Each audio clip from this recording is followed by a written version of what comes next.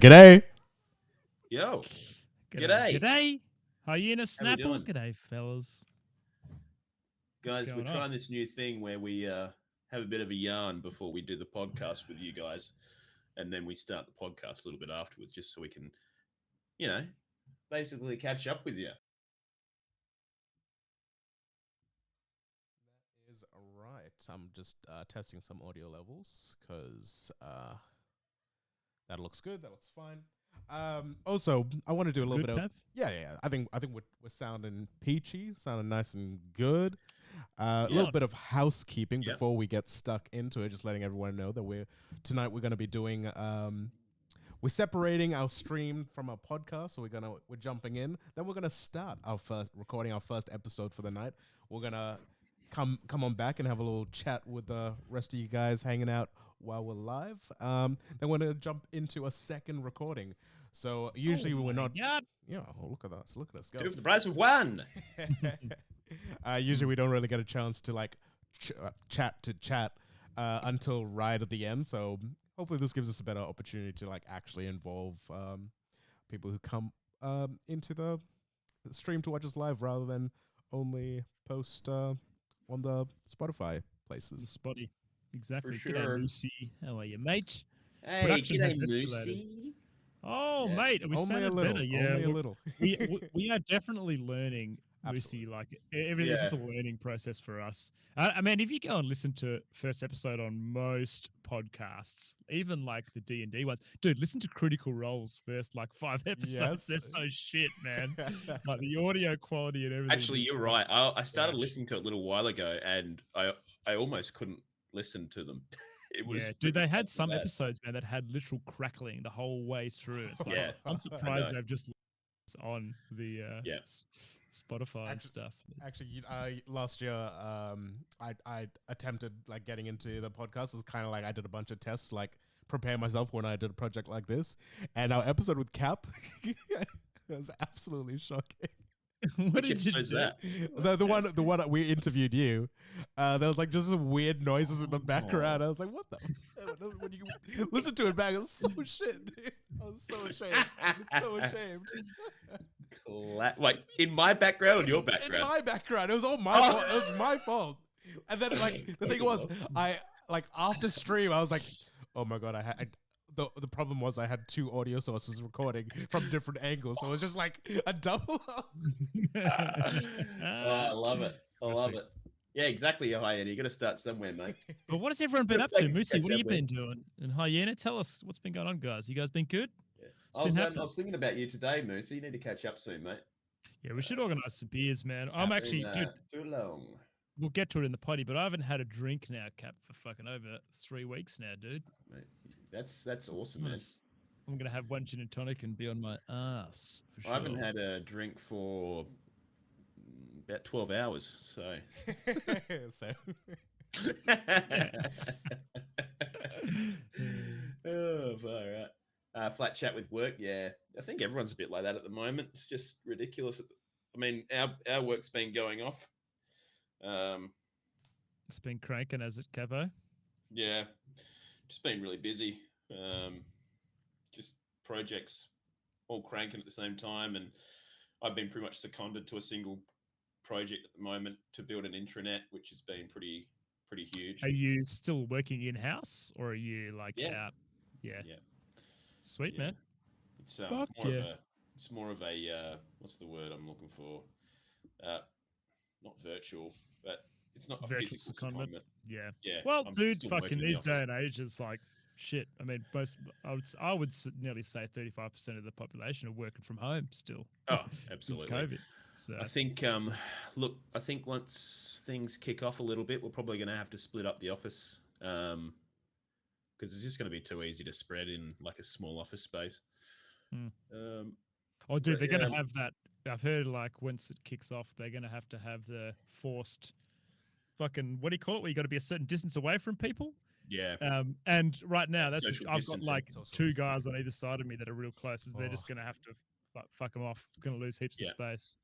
Yeah, which is hectic, isn't it? We were looking at like installing HEPA or HEPA filters on our aircon system to try and help reduce the amount of stuff circulating through the aircon and the air and stuff. But I just don't think it's going to do fuck all because, I mean, if you're sitting next to someone, you're going to cop that air before it goes through the filter in the air conditioner. So interesting, mate. Yeah. Yeah. Apparently it Fuck, helps a let's- little bit, but Let's just get COVID, mate. Fuck it. Be done with it. well, I mean, we're probably going to get it, right? I mean, it's probably going to happen. I'm not I mean, saying that on the podcast. There's been a lot of shit people taking their stuff off Spotify because Joe Rogan's podcast been oh, but he's a fucking getting lunatic, mate. slammed. Yeah, He he's a gets all lunatic, these mate. fucking dong beaters on his all podcast. right, And everyone guys. thinks he's a Before we fucking- get too stuck dog. into some mad chats, let's get stuck into our first episode. Yo, if you are in chat, let's get some fucking hype in there. Holy shit. Absolutely. All I'll right. do it. Here we go. I really like this emote, by the way. Look at this. What the hell's that? It's on a Be More Royals. Little dude pulling the finger. Oh, it's a fucking, it's a little dude. Yeah. It's a Fall Guy. It's a little guy.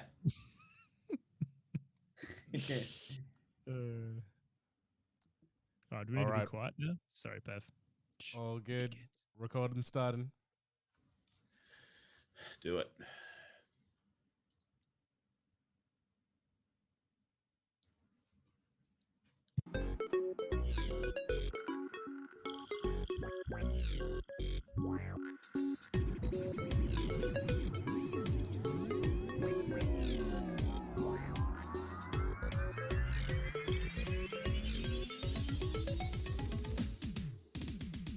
G'day and welcome to the OGR podcast. That's Oceanic Gaming Radio for you heathens who don't know what the acronym stands for.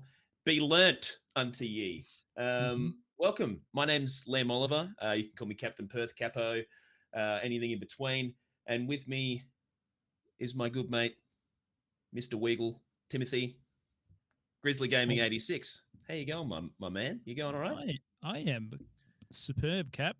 I also go by Grizzle Titties as well, Cap. Grizzle Tonk, Grizzle Guts. Yep, that's it. There's a fair few different ones in there. There's a couple. Things are good, mate. What about yourself, Cap? You going well? Yeah. You hung over today?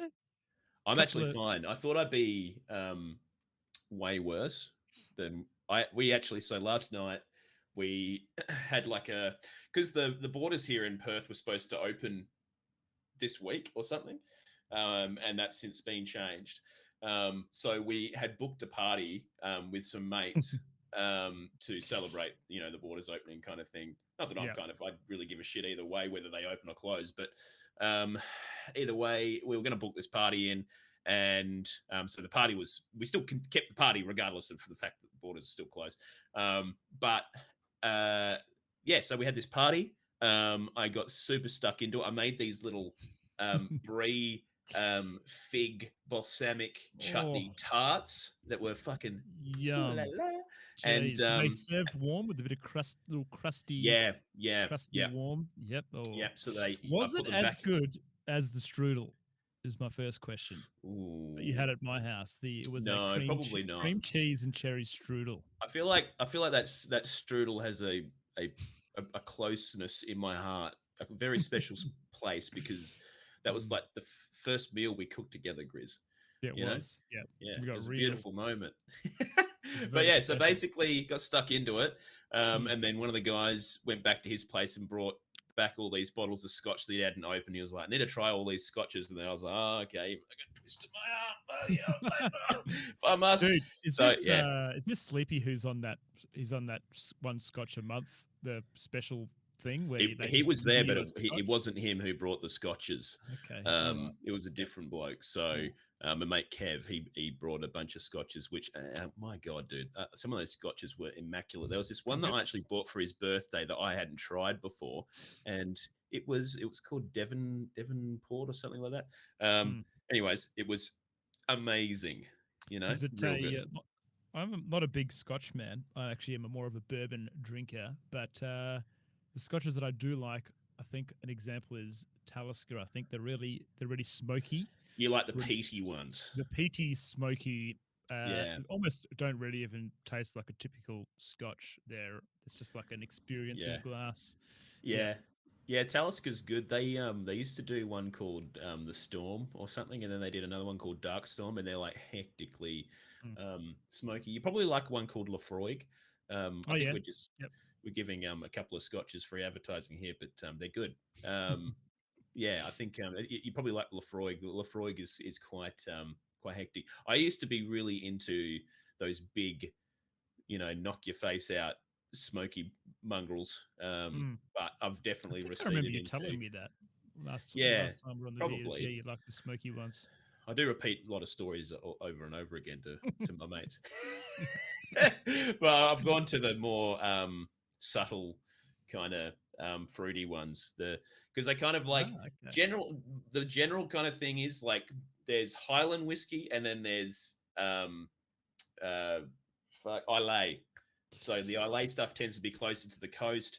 They have access to more peat bogs and shit like that, and then they use that to create the smoky flavors. And then the other ones, they're kind of closer to a bit more like farm area and all that kind of stuff, so that you kind of get those flavors imparted. Whiskey, Cap, I don't know if you know the history, and I'm kind of asking you a question, but they're Scottish Highlands, like Edinburgh, is that okay? Well, I assume that they must be in that area, but yeah, that's kind of where the deep, like the Mm. line gets drawn. So they're generally kind of Islay or they're Highland.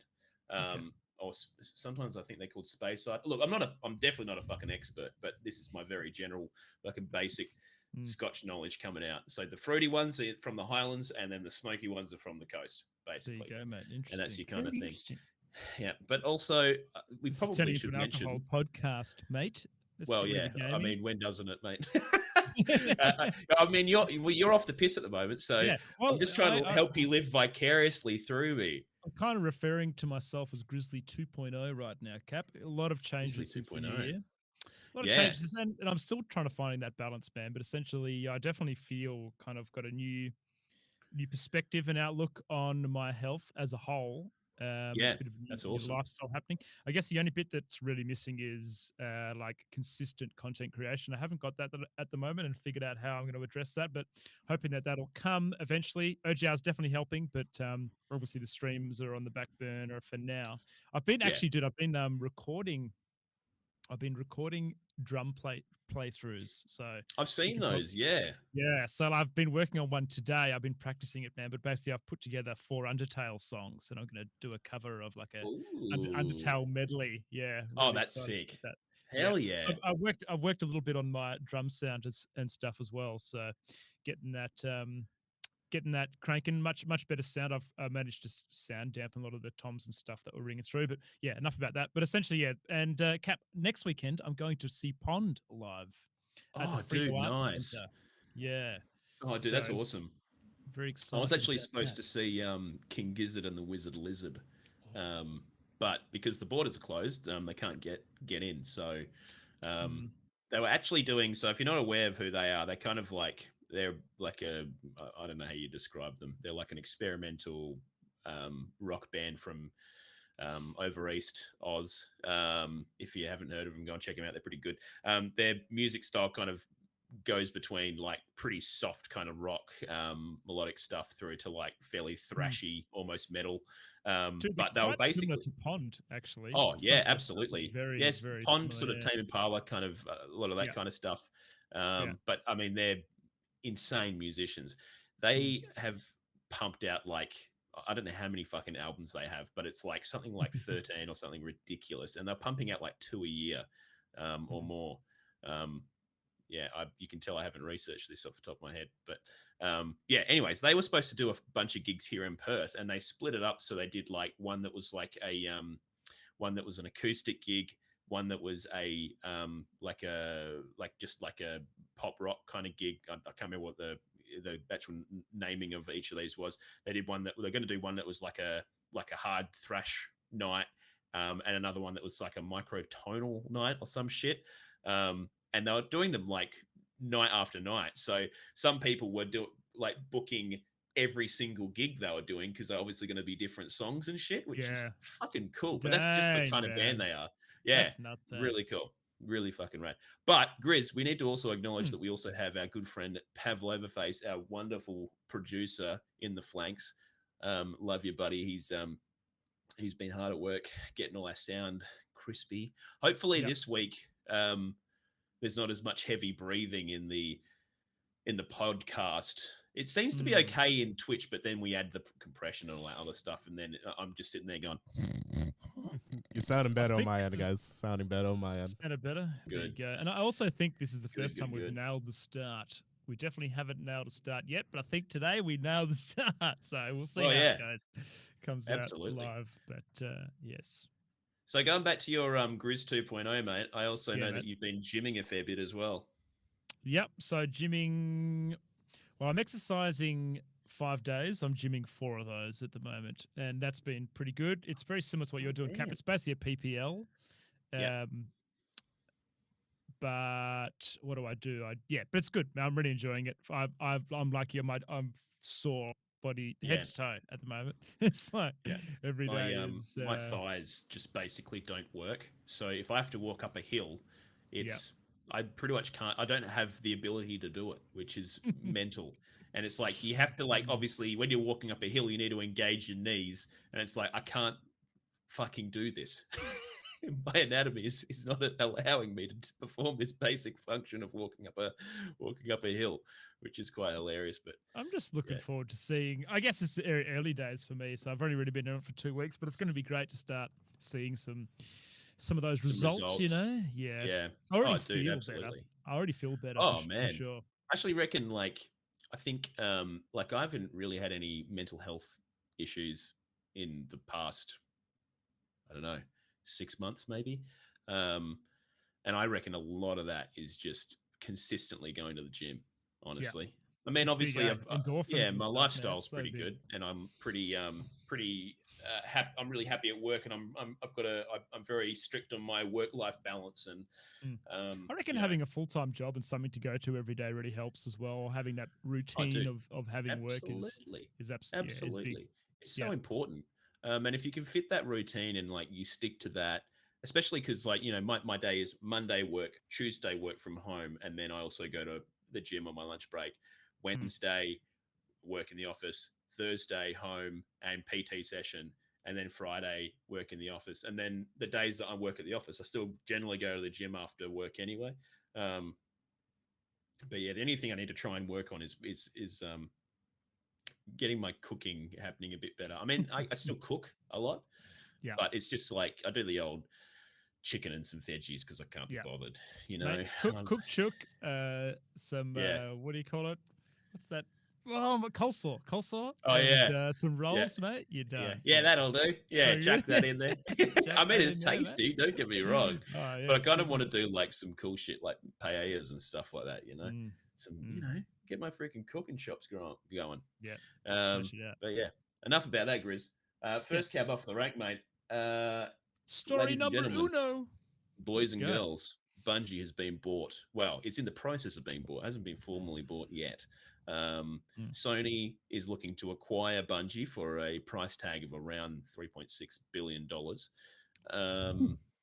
Yeah, it's obviously it's not in the same monetary realm as an Activision Blizzard acquisition, which was, what was that again? Something I can't even remember, 69 billion or something.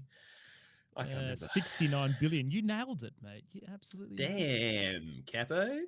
Mhm. So obviously it's not that much, but I mean structurally the two companies are very Yeah. different. Oh, Bungie is vastly literally, different. but Bungie self-publishes and has one main game to its name, really. Yeah. Obviously, Activision Blizzard has a lot of IPs that are all continuously going at the moment. So, I mean, they're Mm. very, very different. But yeah, what do you reckon, Grizz? What did you think when you heard this?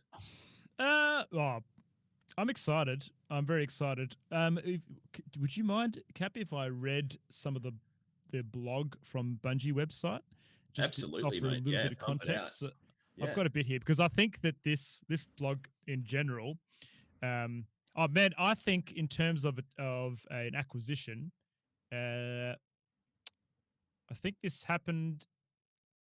Like, I feel like Bungie isn't being forced at all, and they can basically continue to operate exactly the way they're yeah. operating under a That's what it larger sounds banner and like. provide them with a lot of support to do the things that they're doing. Yeah. So I'll just read this out to you. So this is from the Bungie website. This is their announcement to I guess their player base. So today we believe games will have limitless potential, and to do anything worthwhile in entertainment.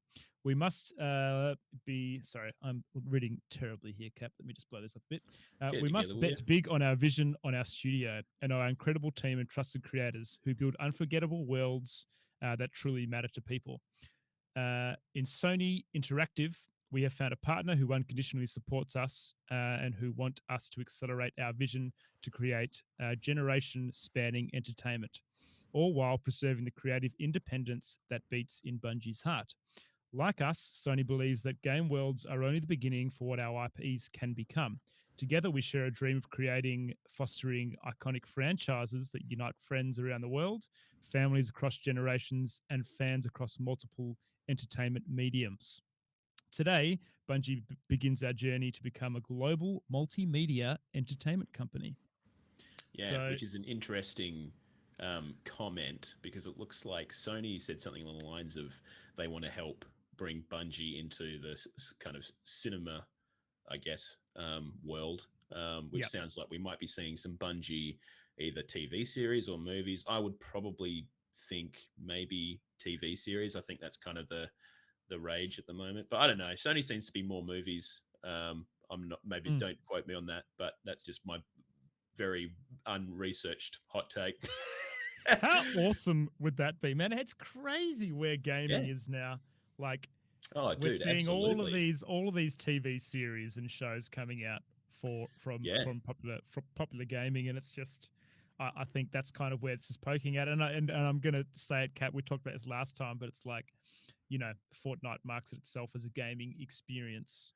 yeah. Um, Oh, and absolutely. Yeah, I feel, these words here: a global multimedia entertainment company, yeah. Bungie. Yeah, I think especially with a game. I mean, okay, so look at the games that have tried to go head to head with Destiny. Destiny has its problems, absolutely has its problems. But look at games like Anthem that absolutely shat the bed. People trying to kind of tackle Bungie in this space where games as a service. That's kind of Mm. the hot topic, the buzzword, I guess. But trying to have these games as a service, like you probably argue that Fortnite's a game as a service. So having a company like Bungie under its wing in Sony just seems like such a great deal for them. I mean, they have access to, I think, about 900 employees who are all working for Bungie, Yeah. that have so much experience in delivering Mm. gaming experiences within that space, and doing a bloody good job of it. Yeah. So Yeah. I think a lot of people are saying, oh, 3.6 billion for Destiny. Mm. No, that's not what they bought. Yeah. Obviously they Yeah. they didn't even Yeah. buy Destiny really. They bought Bungie, the access to Yeah. the developers. And Mm. well, I mean, I guess they technically bought. Well, I don't even know if they own the IP. I would assume that Bungie still owns the IP. And Sony just kind of sits as like a parent company. But again, like you said, obviously Sony has specified that they'll still have creative and rights and all that kind of shit. But yeah, it's very interesting to see this space, and obviously Sony has identified that games as a service. I mean, look at microtransactions in games, like, and you look at a lot of these financial reports that come out from these big companies. Mm. And games like Fortnite that are free. I mean, their microtransaction stuff is astronomical in terms of the amount of money they Absolutely, get mate. from these games. It's Dota 2 is the insane. same. A lot Oh, of those games absolutely. are very similar. Yeah, Yep. and that's what I mean. Games as a service are just like corporate level. Mm. Fucking ding, ding, ding. Yeah. Eyeballs lighting up Well, with money. Sony is an interesting beast, right, Cap? Because it is Sony. Destiny 2 is an interesting beast. It is a game that is continually developed through DLCs, basically seasons coming out. Yeah, You pay for the DLCs, and then there's obviously that monetization model of buying your hats and things in game. yeah, Sony didn't have something under their banner that is one of those. yeah. It is Absolutely. not an ongoing developed, or not even a structure. Like I guess they'll be buying Bungie to assist potentially providing that expertise in that space Absolutely. for other Sony games. I That's mean, the I feel thing. like Yeah, Sony is really trying to stretch out their arms a little bit because they've always had these single player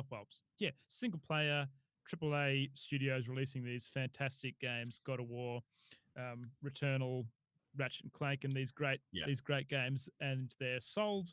And when people are done with them, that's that game done. But this is like a framework to have an ongoing game that you can kind of service your Oh, community dude. through DLCs. Absolutely. It's huge for them. I feel like Yeah. it's a really really Oh, big step. I mean, for 'em. Bungie has so much like just latent knowledge about how to deliver a service and a game, and a product in that space. I mean, and like you said, Sony doesn't really have anything that I can think of off the top of my head that I could, is like that. And so Mm. now that they have access to that, it's going to be amazing. I mean, if Sony compare their, you know, their studios that just excel in providing just insanely in-depth and wonderful single-player story-driven content with games as a service from Bungie. I mean, it could very well be a match made in heaven. But I think I think the big thing for me is it looks like a lot of like we spoke about last time when we on the last podcast about obviously Activision being picked up by Microsoft. I think all the lines are being drawn in the sand. You know, with different developers moving to parent companies, which I would assume will probably look to centralize a lot of their intellectual property under the banner of different kind of game passes and all that kind of stuff. So I think this is just like, for me, looking at this pickup, it makes me wonder how long a deal like this has been in operation for. Dude, it's got to be ages, right? Like this doesn't. I happen would think overnight. so. I would think so. And then obviously, like you have Activision getting bought out by Microsoft, and then is that when you go, okay, we need to. I'm not too sure. It'd be interesting to see Sony's stock prices when that happened, and whether they went, okay, well, this has been in the works for a little while. We need to try and get this pushed up a little bit.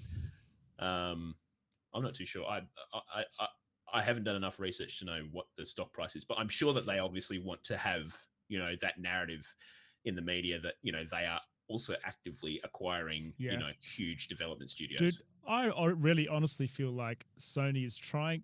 So just going back to the Microsoft acquisition and Microsoft in general, they have this fantastic console, but they also obviously have PC gaming as well, really in their pocket. Yeah. And they've got such a widespread across gaming in general, and their technology and everything else is fantastic. Whereas Sony was reasonably limited in that space. And I feel like they're slowly kind of making these moves to, releasing their titles to PC, God of War and a few other bits and pieces, and now, getting hold of Bungie and their development team and everything else that comes with that. I think is really, they're trying to doing a good job of kind of expanding their horizons beyond just that console gaming. And it's pretty big moves. On the creative freedom part, Cap, so at the bottom of that blog post, there was also a bit, there's a little section here where they talk about retaining their creative freedom. And I think they've been really explicit about that to their community. They want to be pretty clear that not a whole heap is going to change. But there's one important paragraph at the end of this where they say, with Sony support, the most immediate change you'll see is the acceleration in hiring talent across the entire studio to support our ambitious vision.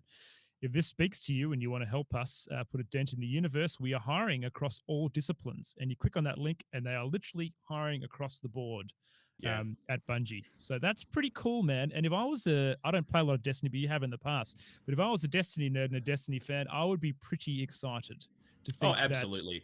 that Bungie has still got creative freedom and they're hiring into these spaces is pretty cool. For sure.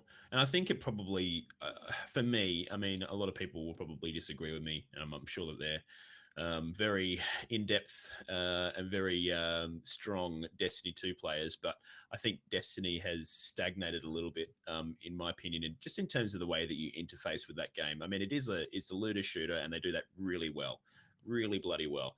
But I just feel like when you're providing a game as a service, you need to, I mean, you look at games like Warframe that introduce things like fishing and just like fucking basically Guitar Hero in their game. You need to be doing shit like that. Like Speak to Pav about Warframe, mate. Holy shit. Oh, dude, I know. I know. He's got a lot of hours in that bad boy. That's what I mean. I really think hopefully this gives Bungie a chance to really try and pull in some new and interesting ideas that maybe separates that game a little bit more from what it is now and helps to inject a little bit of life into that game. Because I mean, I love Destiny as a concept.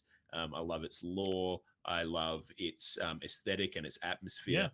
But I think just every time I go back there, I play it for a couple of weeks and I can't keep doing the fucking grind of pick up these little quests and drive around this open world for a little bit, this little open world area for a little bit. You don't have enough light to do this yet. You need to go grinding first, Cap, before you can go and do that, mate.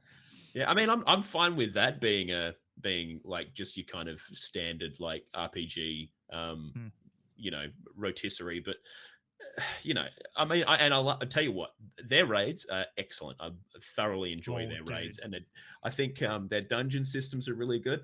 But they need more shit in there, you know, like Yeah. even Yep. World of Warcraft has new stuff that they kind of pump in from time to time, which kind of gives a little bit of extra pizzazz. But yeah, I think ultimately, like, I think having access to more talent maybe will mean that they can move through objectives quicker, you know, pump out some milestones. But hopefully, I think if they can broaden their horizons a little bit, I think that would be great. But I think the big thing though, Grizz, is I think we're being a little bit insular in terms of the way we're looking at this. I don't think Yep. Bungie's intention is to just have Destiny. I would think, and there has been rumors about some game that they've been working on, but I would think that they're looking to expand their IPs. And I know that they had a job advert out a little while ago. I think it might still be out, but it looks like they're trying to create something that's a bit more whimsical and a bit more comedic.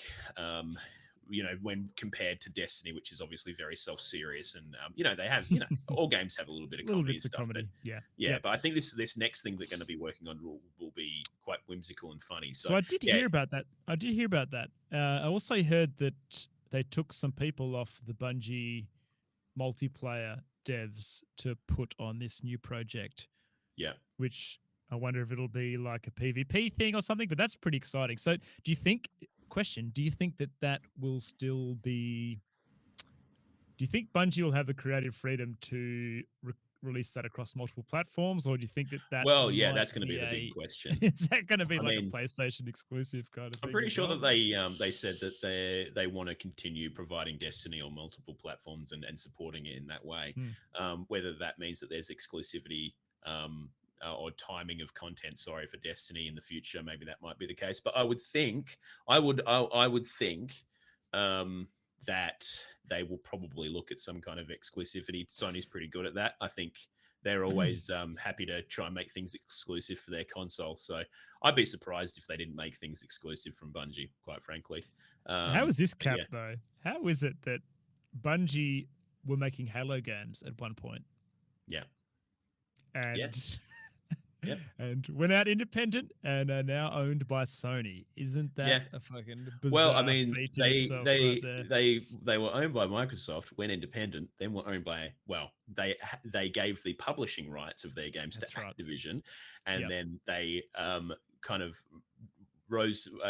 flew the flag of independence again, and going, we're free again, and we're going to do things the right way, and they're under a corporation yet again. I mean, look, honestly, it all comes down to money. And if they can get access to more money to make more of a better product and better products in the future, hey, why not? But it will just, I mean, it's always the same old thing. You got to wait and see what happens, right?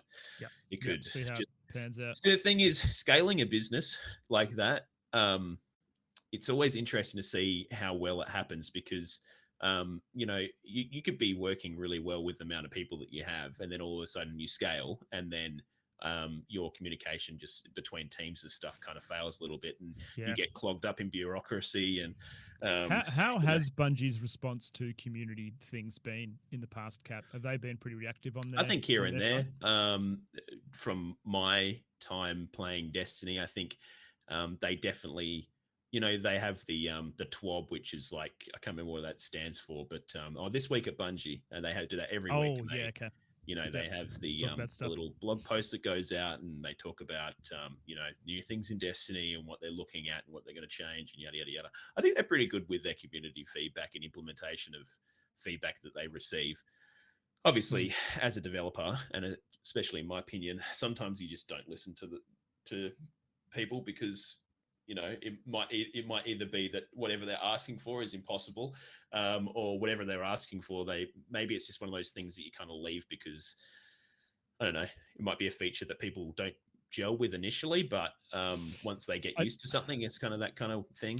People don't like change inherently. I do definitely feel a smaller, well, not that Bungie is small, but a company that, say, has one IP or a bit smaller is a bit lighter on their feet to be able to respond to public outcry with issues or bugs and things like that, So we'll see how that goes.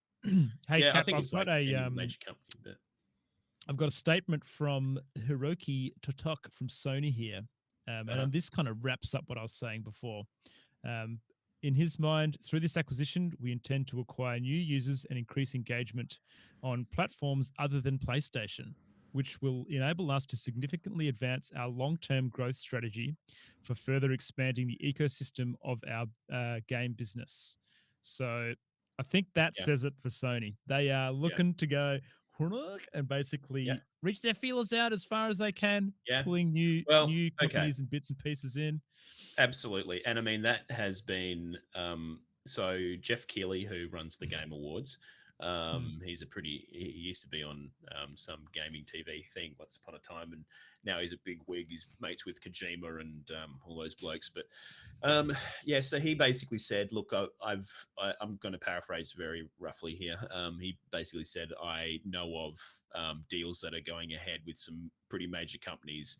He didn't specify whether it was Sony side, Microsoft side, or somewhere else.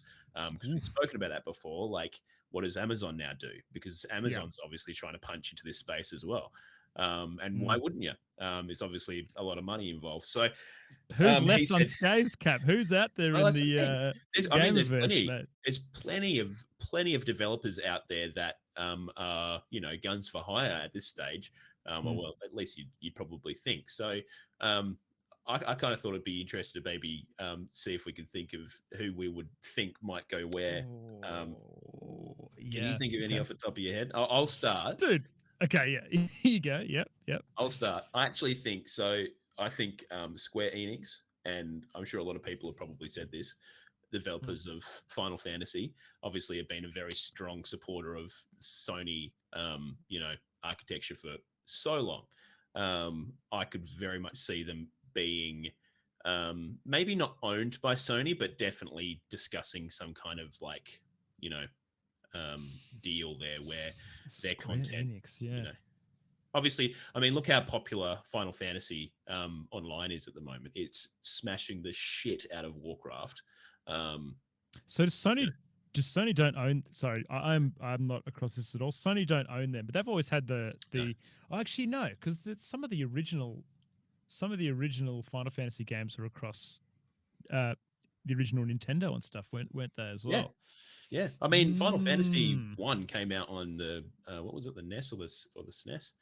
Dude, Sony acquisition of Square Enix would be huge. That'd give them an MMO right there. Like, I think that would be massive. That would be mind blowing. I think that would be bigger than Bungie, in my opinion. But I mean, I can't see them being acquired per se. I could definitely see them negotiating some kind of really, really strong partnership, though. I mean, they've look at Final Fantasy VII releasing on the original PlayStation and stuff like that. Like, they've got history together. So I could see that, I think. Okay, Cap, what about Riot or Valve? Oh, well, I think Valve would probably stay independent.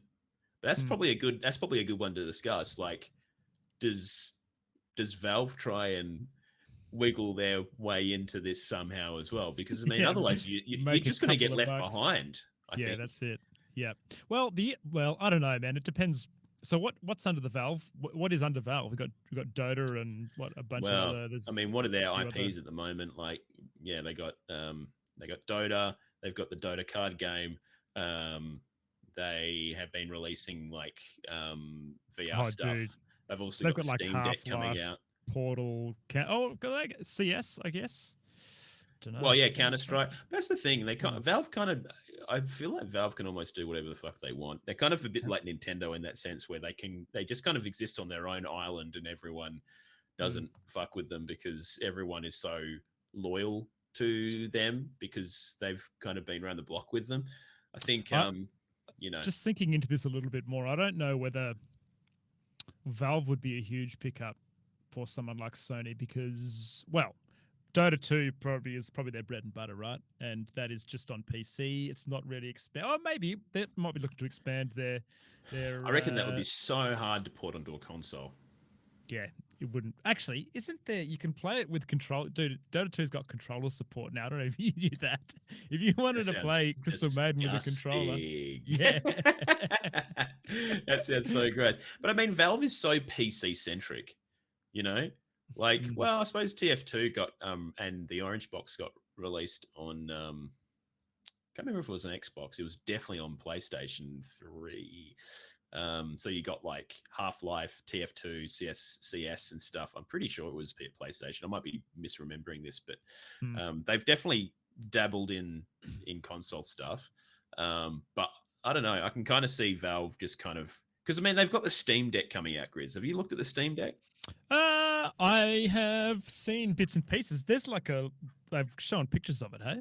Yeah. So it's basically the Switch that plays your PC games. Can you play like any games on your Steam library on it? Well, I think you can technically, but whether they run well is another question. They basically have, I think they've got developers that are going through what is essentially the majority of the Steam catalog, which is mind-boggling. That must be one hell of a job. Downloading games onto the Steam Deck and then seeing how well they go, essentially. So I think when you own a Steam Deck, you'll be able to go to like a Steam Deck like page. Well, it'll load up a page on the Valve Steam store, and it'll show you what games are well optimized for the Steam Deck. Well, one thing that really surprised me, Kat, is, and I would imagine the Steam Deck is going to have better technical things in it than the Nintendo Switch, but the Nintendo Switch, dude, is like some of those ports of games, for example, Dark Souls 1 and Hades, and some of those games that have come across run extremely well for a handheld system. So maybe the Steam Deck is going to extremely actually well be pretty good. Yeah. What do you think what do I mean? Well, on the Switch, or I reckon some of them do. Well, I reckon. Have you played The Witcher 3 on Switch? No. What, is it good? Oh my fucking god! It is disgusting. It is so fucking bad, dude. Really? I just think someone said the other day, one of the CEOs or someone on the board or fucking whatever at Nintendo said that the Switch is only halfway through its life cycle, and I'm just sitting here going, dude, this fucking console needs a fucking upgrade. Well, we'll get more. Did you hear this? It was either yesterday or today. Nintendo Switch has officially sold more units than the Wii has now. Yeah, absolutely. And it's been on the market like, well, not that you can buy Wiis anymore, but it's going to take over PS4s, which is fucking insane. Like, huge. It is nuts. It is absolutely nuts. I mean, I would love to see another Switch or a Switch Pro or something like that. I just can't see them doing it for a while because people have already invested in the hardware. What did you think of that OLED version that came out with a couple of little tweaks? What did it get? Well, I tell you what. I think a new screen would be nice because I don't know if you sometimes play your Switch like outdoors or anything. Sorry, I've got hiccups now. If you've played them like in bright light or like sunlight, like the regular Switch screen's pretty hard to, it like glares a lot. But apparently does OLED fix that issue? Does it? Well, apparently it helps a lot. So I hear. So I think when I play on the train, man, fidelity, and depending on what side of the train I sit on, it's like just nearly impossible to play it. Like, So I think the fidelity of the actual like screen itself and how well it copes with those situations is apparently a little bit better. I'm sure it's not perfect. I mean, it's nothing ever really is, but look, I think it'll be, I don't know. I think the Switch. Yeah, I don't know. It'd be interesting to see how long it takes them to produce a new model, but an actual new model, not just a new screen. I'm talking like some buffed ups, under the hood, like ready to let's pump some freaking juice in there, baby. You know. But I can't see them doing it, especially since it's obviously sold so well. People have invested. If they brought out a new console soonish, people would be up in arms. I think that Nintendo, of all the developers, can manage to get away with some pretty suboptimal graphics and stuff like that. So I think they just keep making these, very, very well developed and very serviceable games that have, I would say limited graphical capability. But I mean, look, graphics aren't everything for a game. We both know that. And mate, my favorite games are usually the ones that are made by indie developers that come nowhere close to. Dude, people literally play fucking video games made out of ASCII fucking characters. Have you seen that? There's this new indie game coming out that is like made out of like text characters, and you play this little person that's like made out of like an A, and his body's like a little thing. He's like a little stick character, and he has like a little like backslash sword and like little use shield, and walks around fighting these like actually pretty cool animated monsters made out of all ASCII characters, which is Well, how bad does Undertale look, mate? Well, actually, sorry, it's an art well. style, but I think Absolutely, yeah. it's like Absolutely. someone's just like freehand drawn those. Hey, Cap, jumping back to Destiny, mate. One thing that I Yeah. wanted to talk about was Sony's ability to use Bungie IP on things. Is that something? Is that going to happen? Like, are we going to see potentially like cross assets used in certain games? I don't know. You know, the way that Nintendo uses everyone across their fucking spectrum and has heroes in Smash and whatever else. Like, you're right. I can't think of anything that has it. Maybe some fighters. I don't know. But will we see that? Do you think, or would there be potential to see that? I mean, hey, maybe. I mean, I think in their current things, I mean, Sony doesn't really have anything like Fortnite where it's easy to just fucking bring. Like Fortnite recently released a Master Chief skin. I don't know if you saw that from the Halo series. Did that? Okay. Yeah. So, I mean, and obviously, you know, but I mean, look, I don't think Sony really has any game spaces like that I can really see them kind of, I don't know, like leveraging that. Maybe they do like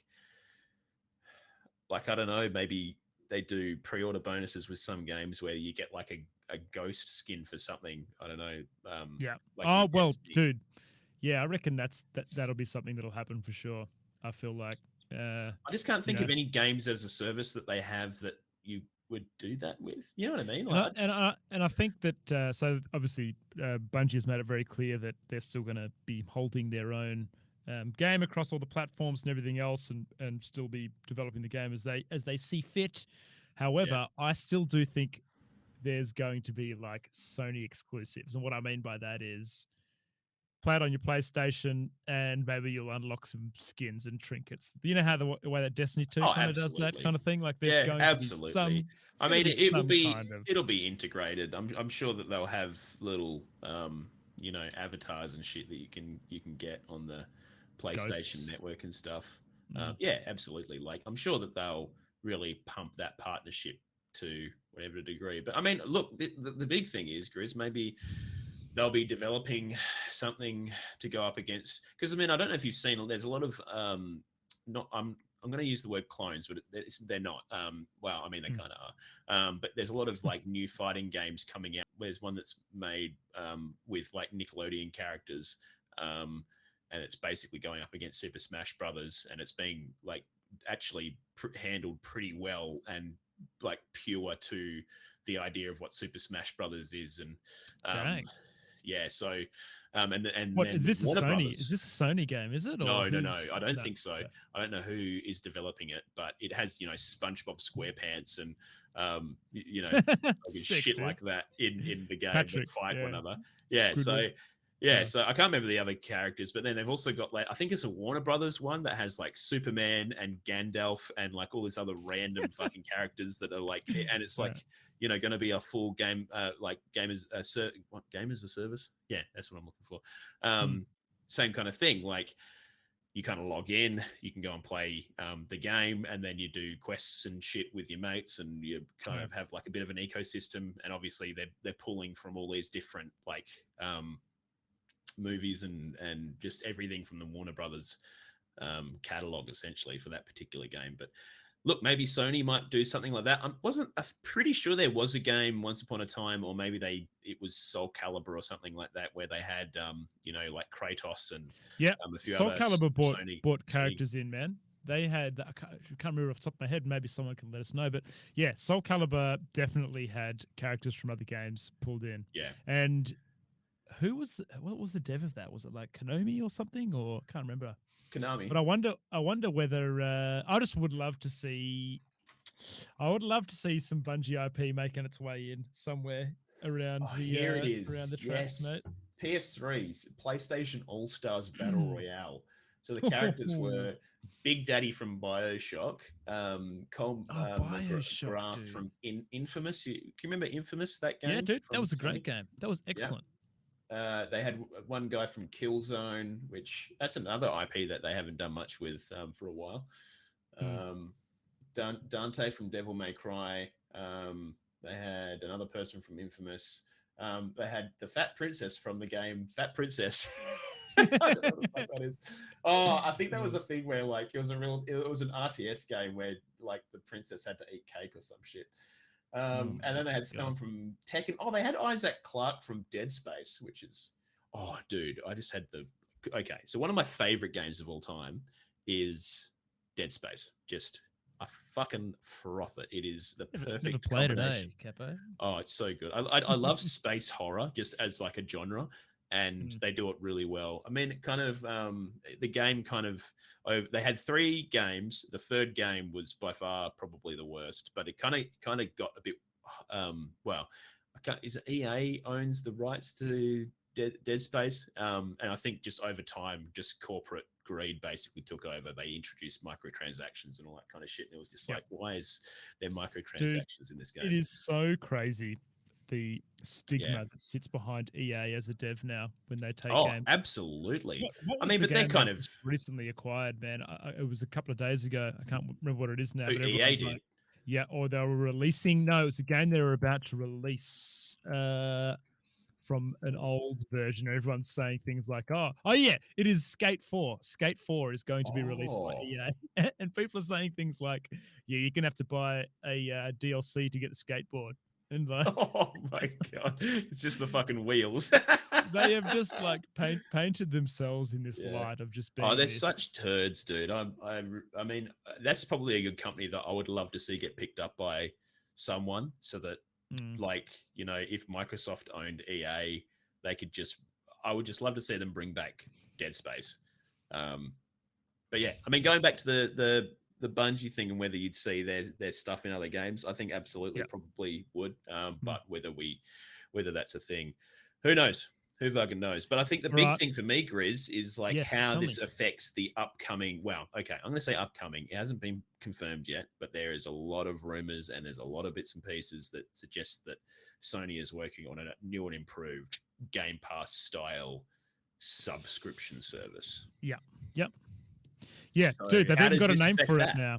I don't know if you've seen this yet. So this was talked about a couple of days ago from IGN. So I think the what you're probably thinking of is Project Spartacus. Yes, that's the one I was about to talk about. Yep. So that sounds like an internal name to me. Yeah. You know, we have names like that for some of our dev projects. Project Spartacus. Yeah, Project. One of the ones we're working on is Project Megalodon. So you know, just like I think it'll have a different name, like whether it's called PlayStation Forever or PlayStation Universe, or I don't know. Like they'll give it some fucking marketing mumbo jumbo name. But I think so. No, I think you've done a bit more research on this, Chris. Yeah, so just to let people know, so basically this is what they're saying. It's going to be a subscription service. The target launch date for Sony. At this stage for Sony is spring 2022. Okay, that's kind of like what people are rumored to think when it's probably going to get. Yep. So that is rumored. Is that when for launch? Is that Grizz? For launch, yeah. Yep. Right, launch date. Target launch date. So I wonder when they will start telling us, you know, because you would think that, I mean, a subscription service, maybe you want to be like pretty close to the release date, because then you'd be like, hey, we got this cool new service and go and get it now. So I've heard that is an amalgamation of the current PS Plus and the PlayStation Now, and it's going to be a tiered pricing structure. The lowest tier will offer you benefits of PS Plus, which is a handful of free games every month and the ability to play online multiplayer. Yeah. The second tier is supposed to account for both streaming or playing locally via PS Now, as well as benefits of PS Plus. There's also a higher tier, which will then have all of that and give gamers access to some extended demos of games, play classic games from the PlayStation 1, 2, and 3, which is something that I find that's pretty cool, that they're going to have some potential backwards compatibility to play some of the old PlayStation releases. Yeah. It's kind of shit. But is it worth paying a premium tier though, Cap? Yeah, that's what I mean. It kind of sucks that it's paywalled, right? Like if you've got a disc for a PlayStation 3 and you can't put that in your PS5, like I don't know. I know what I literally know why they can't do it, because it's just an architectural thing, and also they just can't.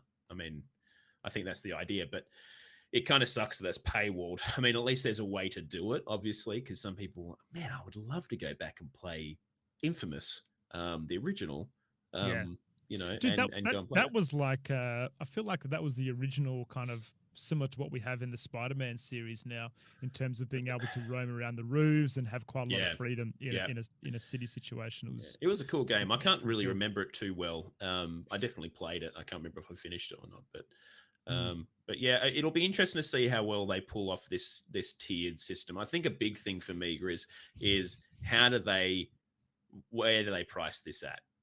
How much are you? Okay, so what do we pay for? What is it? $12 a month for PlayStation Plus?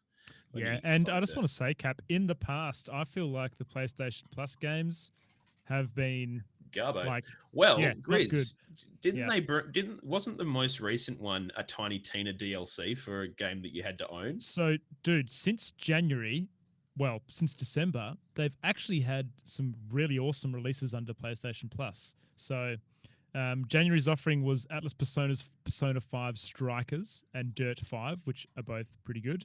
Yeah.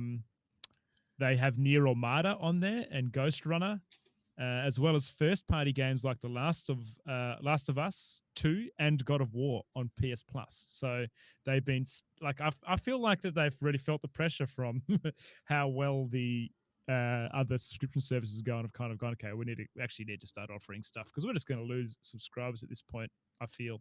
Oh, absolutely. Definitely just stepped up the game.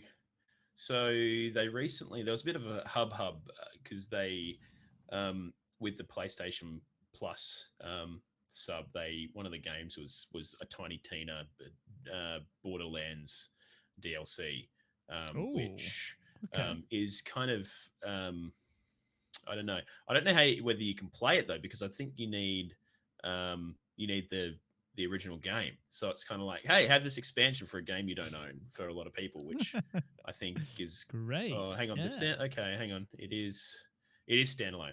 Hang on.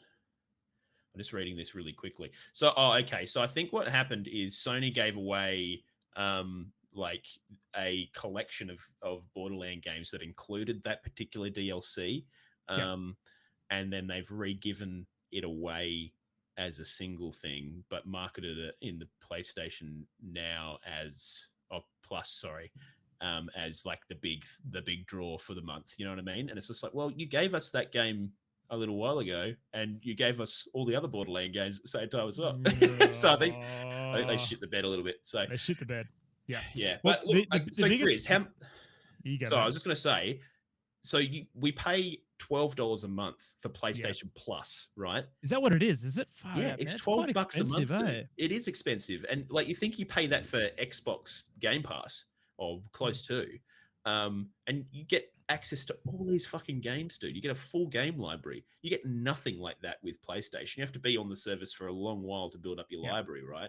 I mean, you do get a little bit with PlayStation Plus, like you get some of the classic titles with PlayStation through the PS Plus portal on your PlayStation, but it's nothing like Xbox. So what I also want to say, you go, keep going. I just want to see what they're going to price all this stuff at, because how are you going to try and be like, this is our service and it costs you more and you get way fucking less than what Xbox is providing? How do they even exist in the same space? I honestly don't think you can compete. And I just want to add to that as well, Cap. So at the moment under the Xbox Game Pass, there is first-party releases. So the first-party Xbox releases are going onto that Game Pass as well. Yeah. Now, back in 2020, Jim Ryan, PlayStation CEO, said exactly this. He said, "We are not going down the road of putting new release titles on a subscriction model. These games cost many $1 million, well over $100 million to develop. We do not see this as sustainable." So I don't think it doesn't matter how they fucking price it and how they try to spin it. I would be very surprised if. Yeah, I think you're right. But I mean, look.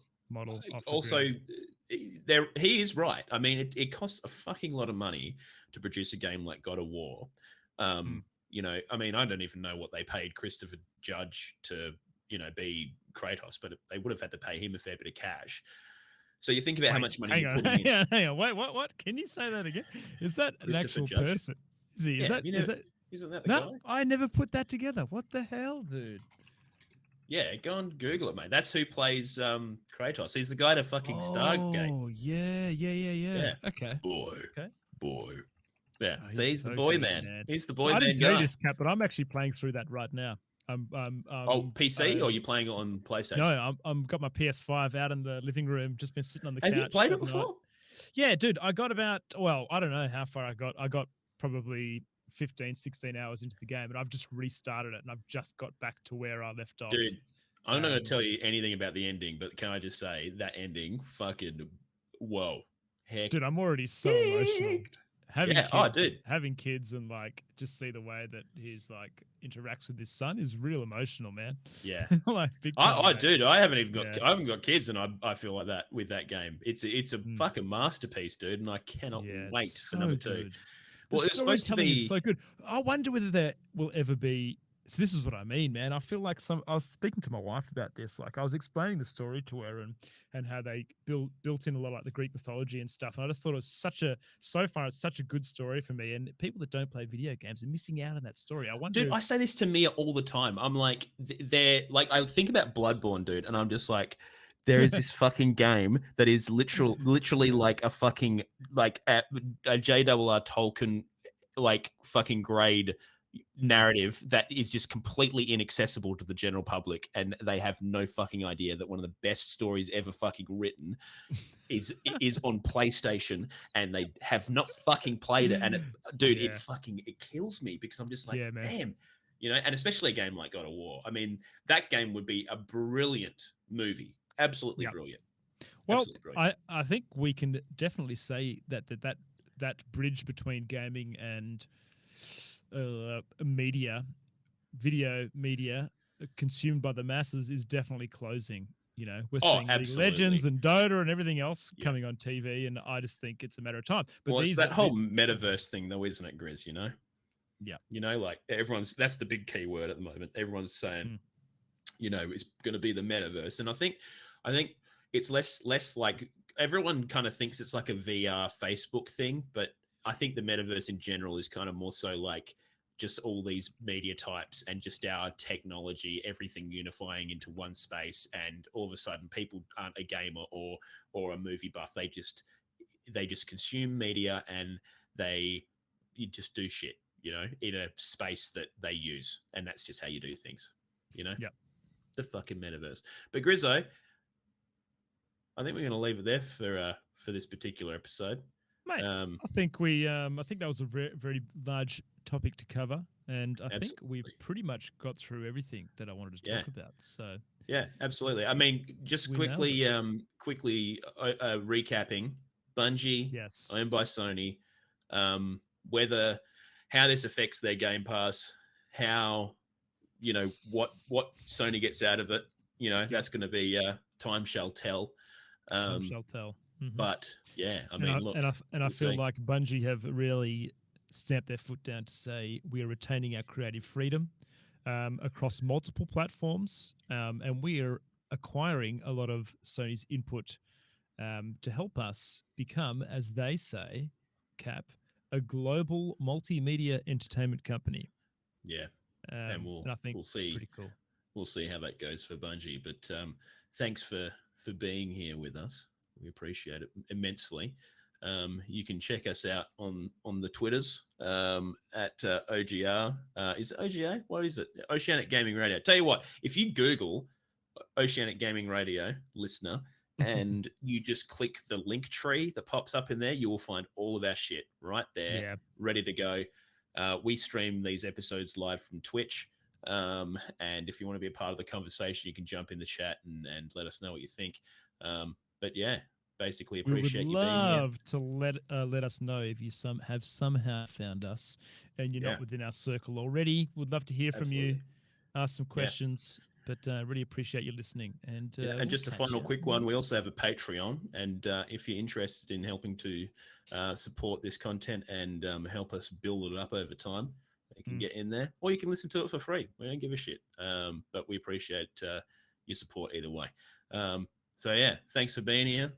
Appreciate you, and we'll see you on the next episode. See you on the flip side.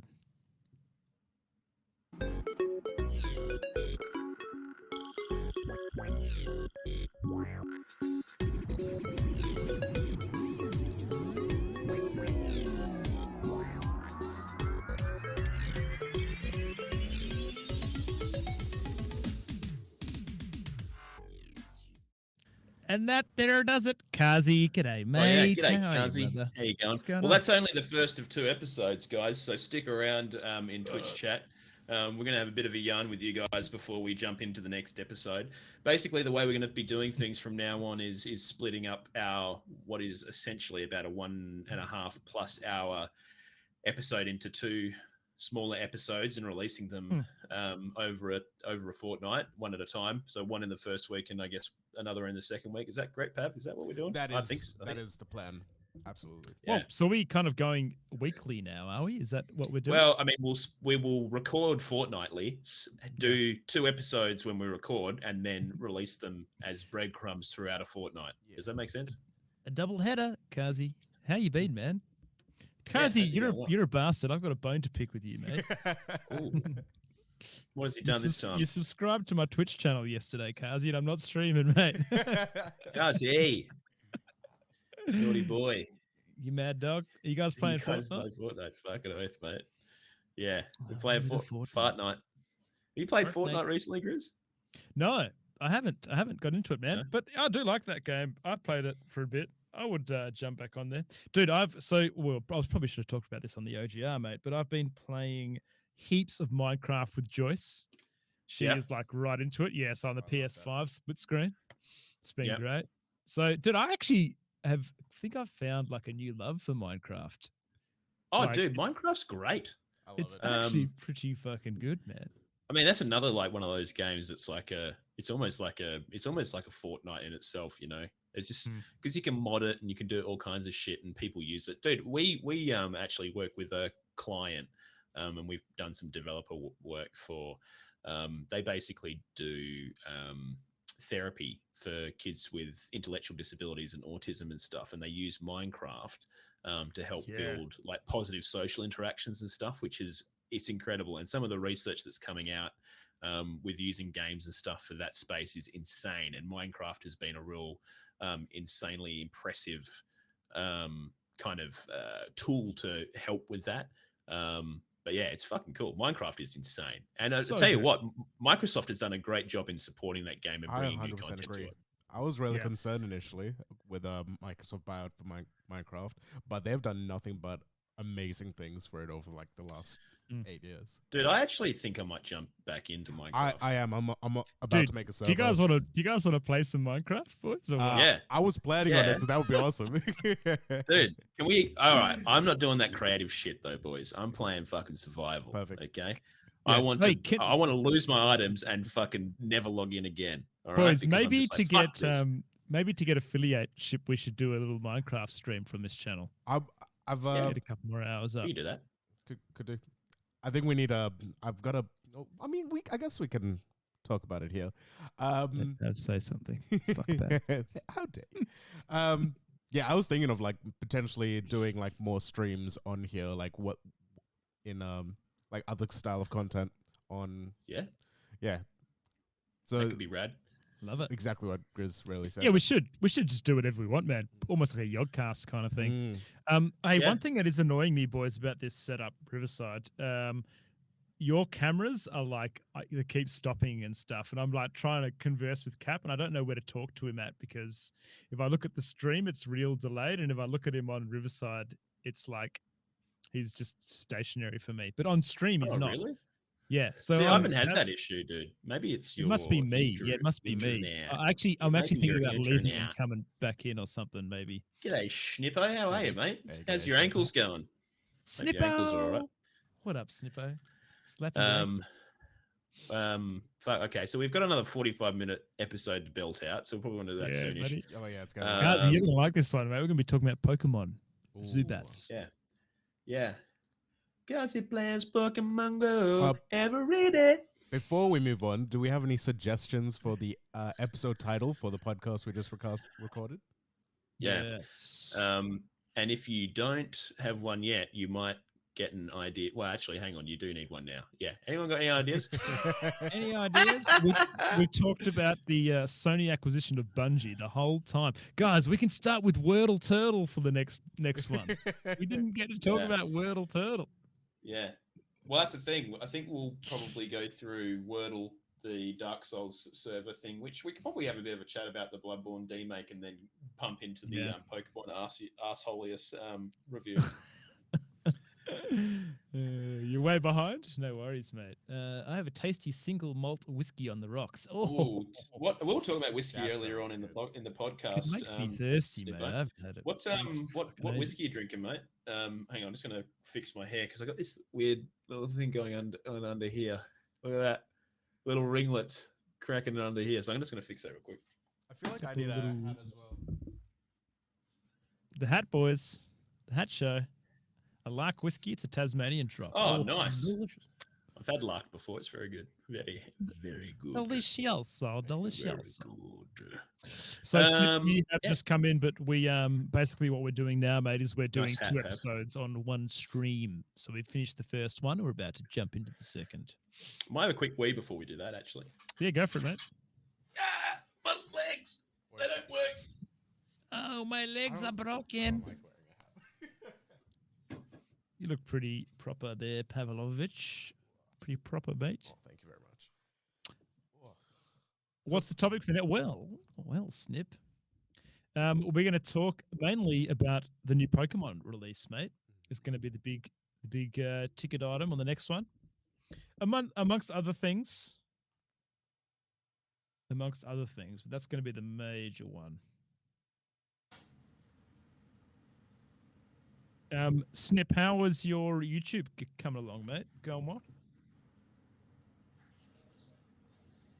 Pokemon Arceus.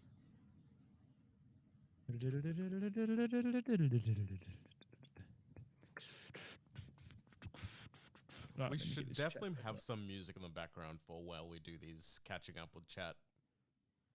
Yeah, you can do. Let's do that. You just cleared the main story, catching them all. Any shinies yet? Snippy. Any shinies? I'm going to fill my glass up as well while Cap's away. You're talking to Snip now. All right. Talking to chat. Pabo. All right, g'day chat. How we doing? The free ponytail. I got a full-on shiny Weasel in like the first day of randomly playing. Hey, what's going on, Snips? Dude, I haven't seen a fucking shiny yet. I haven't even seen the ponytail one. You haven't seen the ponytail? That's just a random quest at the beginning. Oh, is it? Ooh, okay. Is that the one where you have to catch it? I don't know. I think you got to catch it. Yeah, I literally haven't seen a single. Well, actually, do you know what? The problem is there's a lot of like Pokemon in this game that I haven't seen before. And so I'm like, really? Is that just their color? Yeah. Yeah, absolutely. I mean, my last real game that I played Pokemon-wise was Ruby. Yeah, okay. I played a little bit of Black and White, but and I played a little bit of Sword and Shield actually. Anyways, I haven't seen much of Sword and Shield. I just had a thought. When we record like this, and we've got to do banter at the start of the next episode, we've probably exhausted most of our banter. Fucking. So that's okay. That's okay. This should be more a chat banter rather than a Grizz and Cap Fuck, banter. that's actually a really good point there, Capo. Yeah, I was having a wee. I was thinking about that. It should less of a banter session and more for like a catch up with chatting to everyone that's come through, or if there's been any follows or raids or that sort of stuff. More so than a. No, I mean like when we start the next episode that we're recording in this second. Because we just bantered in the first episode, and now we're going to start the second one, and it's going to be like... I'm going to say, Cap, what have you been up to in the last 5 minutes, mate? How was your wee? Yeah. How's your wee? I think how are we going to circumvent this? I think like we can just jump into the topic, because we don't have to have a... No, you're right. We don't. You're right. We absolutely don't. That's fine. Why don't we do a professional one and say what the actual channel's about, what we're trying to achieve, maybe? Yeah, that's good. I like it. Rather than getting into it with a what's been happening since last episode. More of what we aim to achieve in the near future. None of you guys stream Oh, anymore. Kazi, that's a bit sad, mate. See you guys. I'll be back, Sorry, man. mate. I was talking about this at the start of the last one. Kazi, you're gonna have to go and fucking listen to the start of the other episode, mate. But I was saying. That's actually something. Oh, sorry, I keep on interrupting. No, you go, man. You go. Go.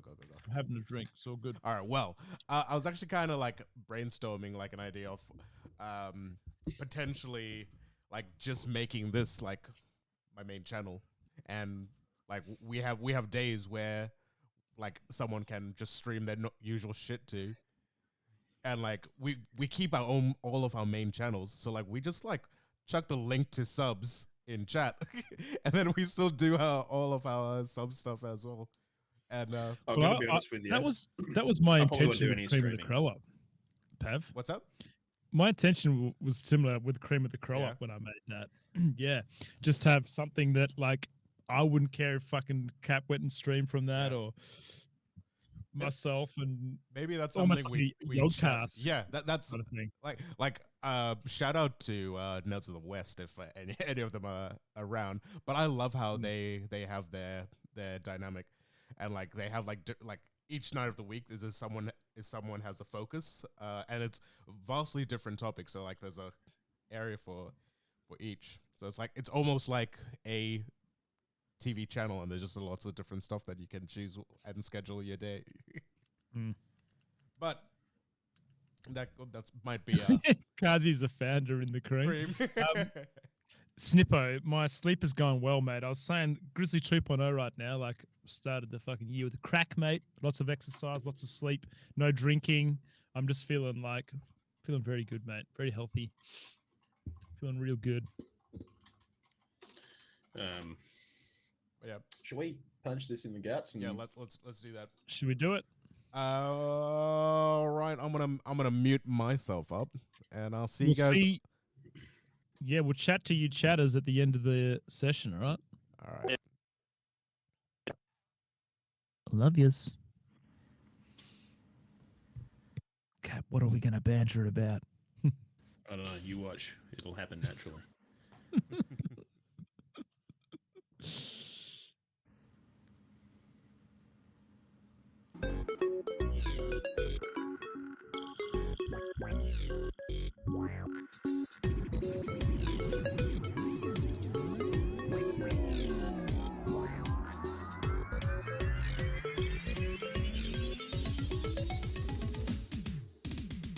G'day and welcome to the Oceanic Gaming Radio, OGR, for you people that don't know who we are. We're a little hub for all things gaming with a little bit of Australian flair because we're from Australia. But my name is Liam Oliver, Captain Perth, Capo, Big Capster, Cap Napster, Cap Daddy, and this is me good friend Grizzle Titties, Grizzle Guts, Timothy. How you going, mate? You going all right? I'm going very well. Good afternoon, folks.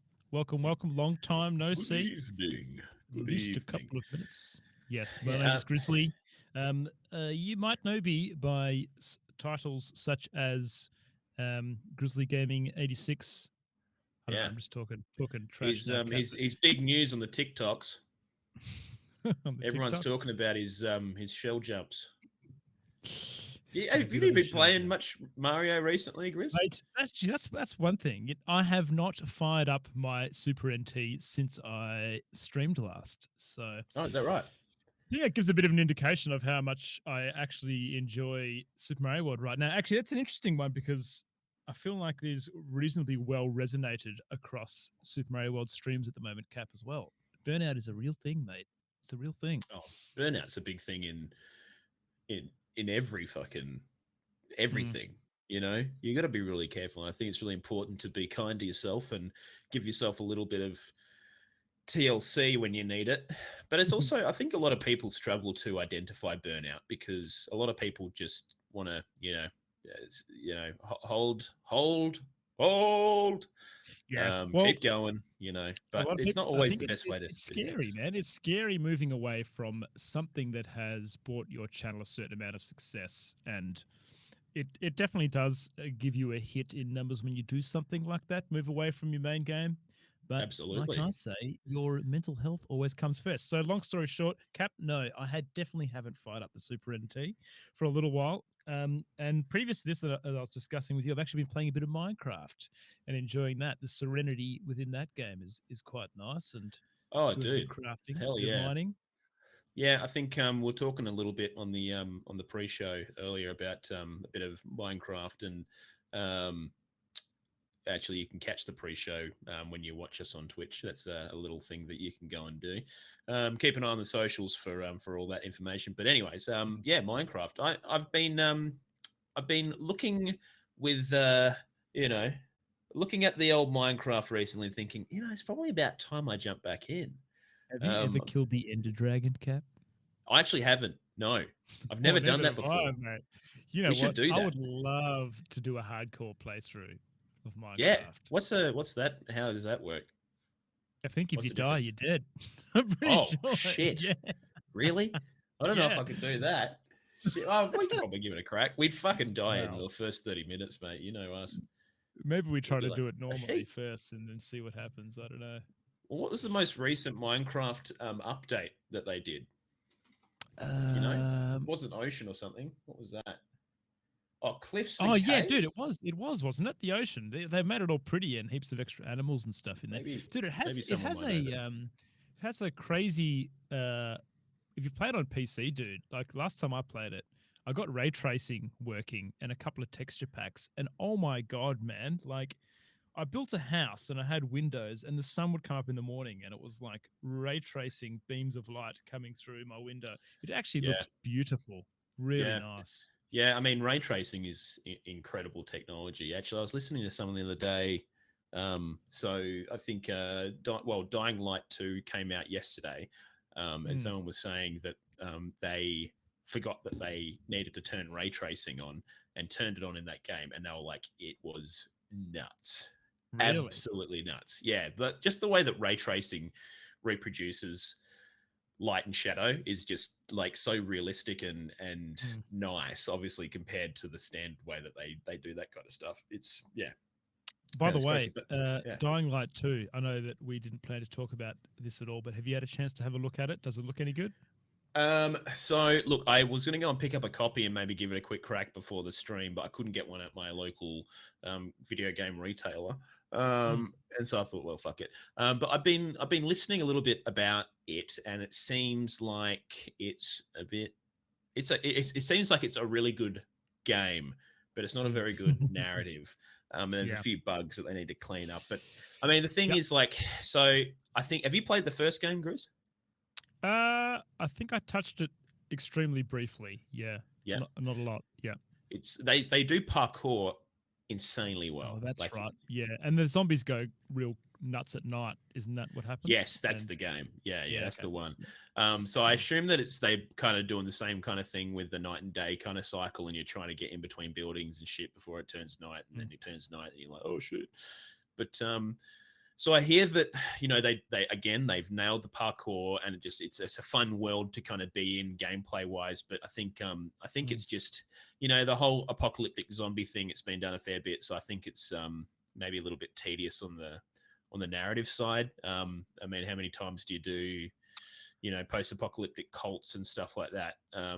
in a video game setting and get away with it, and people really enjoy it? I mean, hey, maybe you can reproduce that, but I also read a yeah. review about it. I hope I'm not spoiling anything. And this is coming. They're probably going to tweak anyway. But the games historically at nighttime, that was brutal around you getting chased and very easily die, etc. But apparently, in what people have played of this one, it was like a difficulty scale. It's not as difficult, and you can find your way around the zombies at nighttime. As a bit of Yeah. critique for you there. So Yeah. this comes back to that old discussion around accessibility, Cap. How hard do you make a game to the point of where Well, you start losing people playing it? It's yeah. something that you deal with all the time now, I feel. Well, absolutely. I mean, well, I mean, Minecraft can be pretty hard. Yeah, but it can also put that on peaceful or whatever. Actually, dude, this is crazy. Like when I play with Joyce, the way that I set it up for her, because she didn't like the nighttime cycle. She actually, when you're at a young age, Cap, and you're playing Super Mario Kart and you're steering with your hands and like you get right Yeah. involved, like she actually legitimately gets spooked out by like the zombies and stuff in there because she's quite young. So Yeah. I put it on no nighttime cycle and I put it on peaceful mode. So the enemies don't attack you unless you go and hit Smart. them first. Yeah. So that's cool because we can like do all the creating during the day. You're still playing survival. So you're still like doing all the building during the day. And then you can still go down underground and find people and you can attack them and then they'll attack you back. It's just a good way to It's play the actually game. really smart. I mean, the thing is though, like Minecraft does such a good job of like, it's not for any particular age group. You know what I mean? Like it's just jump in and play, and then you can customize it to, your own, wants and needs. Obviously it's worked out really well for you and Joycey. But I mean, also you can mod it to till the cows come home as well. It's insane. Absolutely. I was just looking at the updates that they've done, dude. What have they done? The most recent one was the caves and cliffs, and the aquatic one was in 2018, dude. Whoa. Yes, Excuse my me friend. that was the. What's the most recent one then? Has there been other stuff? Or That's not? no, caves and cliffs. That's the one that caves and cliffs. Caves and cliffs. Yeah, huge big mountains and stuff in the game now. Yep. I just my audio's been a bit funny, but I just fixed it then. But yeah, so what did they do? What's new cave biomes such as the sorry, mate? You're sounding fine to me. Oh, it was in my ears, my brain. It was in my brain. But what do they do? So lush caves, dripstone caves, and deep dark with some new cave generation types. Also mesh caves, as well as a new cave and mountain generation. New items, ores that relate to caves. And there's also new mobs like the Warden and the Goat and the Axolotl. Dude, how cool is it they're still bringing out major content updates for that? You know what's kind of weird? Like, I think they'll just keep doing it though, right? Surely. Yeah, it's a very popular game. But I never found my groove in that game until just recently. I found I was struggled why people really love it so much. But I think I might have it. I think it's just, I don't know. Like I said, I think it just bridges so many gaps between age groups, and I think anyone can jump in and find something that they like about Minecraft. But I mean, it's one of those early survival games, right? Where, I mean, we generally get stuck into survival games, Grizzo. Like, did you play Valheim with us, or did you not do that? Yeah, I did. Well, I played it with Curdy and Mikey. I didn't play it. I think you're playing it with Baz and Pete and those boys, and we had a different one. But yeah, we had like a dedicated server, and I didn't finish it. Those boys did. I think I got about 3 or 4 bosses in. But hot dang, was that a good game? Yeah, that's fun. And I think Valheim's coming pretty close to its final piece of content that they're willing to put out for it. I think. I think they're getting pretty close to the end of their roadmap, so that's had a few updates and iterations on top of the pre-existing game. So that's another game I should probably jump back into. But I really enjoyed Valheim. I thought it did a really cool job of like just really interesting graphics, like that whole, I don't even know how you describe it. It's almost like, I don't know, like PlayStation 1, 2 it was exactly what it's like polygon kind of. They did a good job. That low poly kind of stuff. But I think interesting freaking games. But I mean, we do get stuck into a few like did we play Rust together?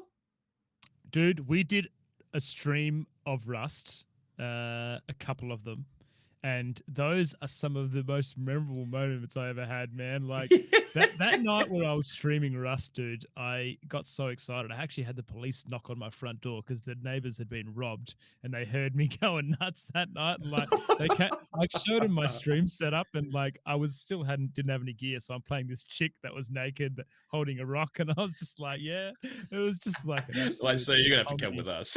You're clearly a pervert.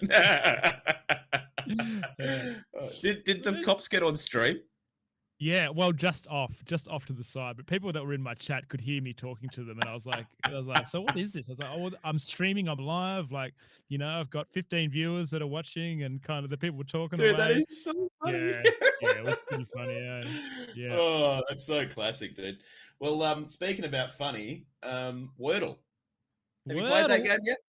Don't tell them what it is yet. Guys, this is the most anticipated game. People have said that this is similar to Pokemon Go of games in 2022. Everyone's playing it. What do you think it is, Cap? Oh, I thought you meant in terms of like the game genre. I was like, fucking no, it isn't, mate. Have you played this game? Well, have you played it? No, but I understand what it is. Yeah. I understand what it is. So for those that don't know Wordle, I mean, I'm sure you probably do because it's fucking everywhere. Like people are posting it in their social media feeds, posting their Wordle score. Oh, I'm over it. Look, I don't want to see your stupid fucking green guess of a word. Congratulations, you have a vocabulary. I'm impressed about that, but I'm over it. I'm so over it. It seems like everywhere. It's just everywhere. It's everywhere. Typical neat fashion, Cap. I have researched the statistics on this one, mate. So, what statistic exactly? Beginning of January, there were 300,000 players. As of last week, there is over 2 million users playing Wordle globally. So think of that as a growth. Cool. Well, Grizz, did you know it was recently bought by the New York Times? Wait, are you kidding me? No, it was legitimately recently bought by the New York Times. So when is Activision Blizzard buying the New York Times, Cap? Yeah, well, good point. So it was bought by them for a low seven figures. So what's that, like hundreds of millions? Figures. Oh my God. Dude, we need to create an app, Cap. I think we can do it. Hang on. 1, 2, 3. 1, 2, 3. Oh no, it's like $1 million. Tens of millions. Jimmy? Sorry. Yeah. Where's Jimmy? I think it's tens of millions, not hundreds of millions. So yeah, I mean, still, like, dude, that game is like, it's nothing special. It is basically, I think the guy who created it, right? He basically designed it for his partner or wife. And it was just like he just wanted something for her to play because she loved word games and stuff. Well, you know what's very clever about it that I find is that it's one word a day. So it's not something you sit there and play it for hours. Yeah, it's like a little brain teaser for your morning. You know? And but I think crazy. That's pretty cool, man. I think that's pretty cool. Yeah, I mean, imagine developing something like that. At the same time. Well, Cap, I mean, it's definitely not for me. We need to create an app, Cap. What do you reckon, mate? Well, this is the thing. I'm not creative enough to know what I should fucking make, so you have to do that. I can help develop it. I can develop it. You come up with the idea, I'll make it. Okay, mate. All right. It's called Turtle. Turtle. Okay. Yep. Is it just Wordle, but it's just different turtles? Yep, that's it. Yep. Well, I mean, have you seen how many Wordle clones there are, Grizz? Wordle for gamers, Cap. But that's what I'm saying. There's so many Wordle clones out there. It is nuts. Oh, really? Yeah, like out of control. Like the app store has been flooded with all these Wordle clones, ones that you can play over and over again. But it's I don't know. I just, the thing I love about Wordle is just the fact that a single developer has gone and sold this bad boy for probably like $20 million or something like that, and probably built it in a weekend. And it's just exploded to this point. All right, let's stop talking about fucking Wordle, mate. It doesn't deserve any more of our time. Come on, mate. We should do a live Wordle one time. Okay, yeah. Oh, yeah. See who wins out of me, you, and Pav. Keen. Yeah, that'd be good. We'll live stream it for 5 minutes, and then we'll drop a live stream. Go play hardcore Minecraft. I reckon that'd be pretty good. Yeah, absolutely. But another thing, okay, so getting off the topic of Wordle, Grizz, have you seen much about the Dark Souls servers and what's going on there at the moment? I know absolutely nothing about it, so I'm relying on you to tell me all about that one, Capo. Okay, so basically what's happened is a major security vulnerability was found with Dark Souls servers. So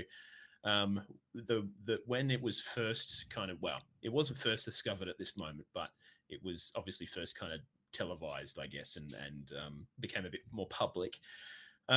So basically there was someone live streaming and doing PvP combat in, I think, Dark Souls 3, maybe.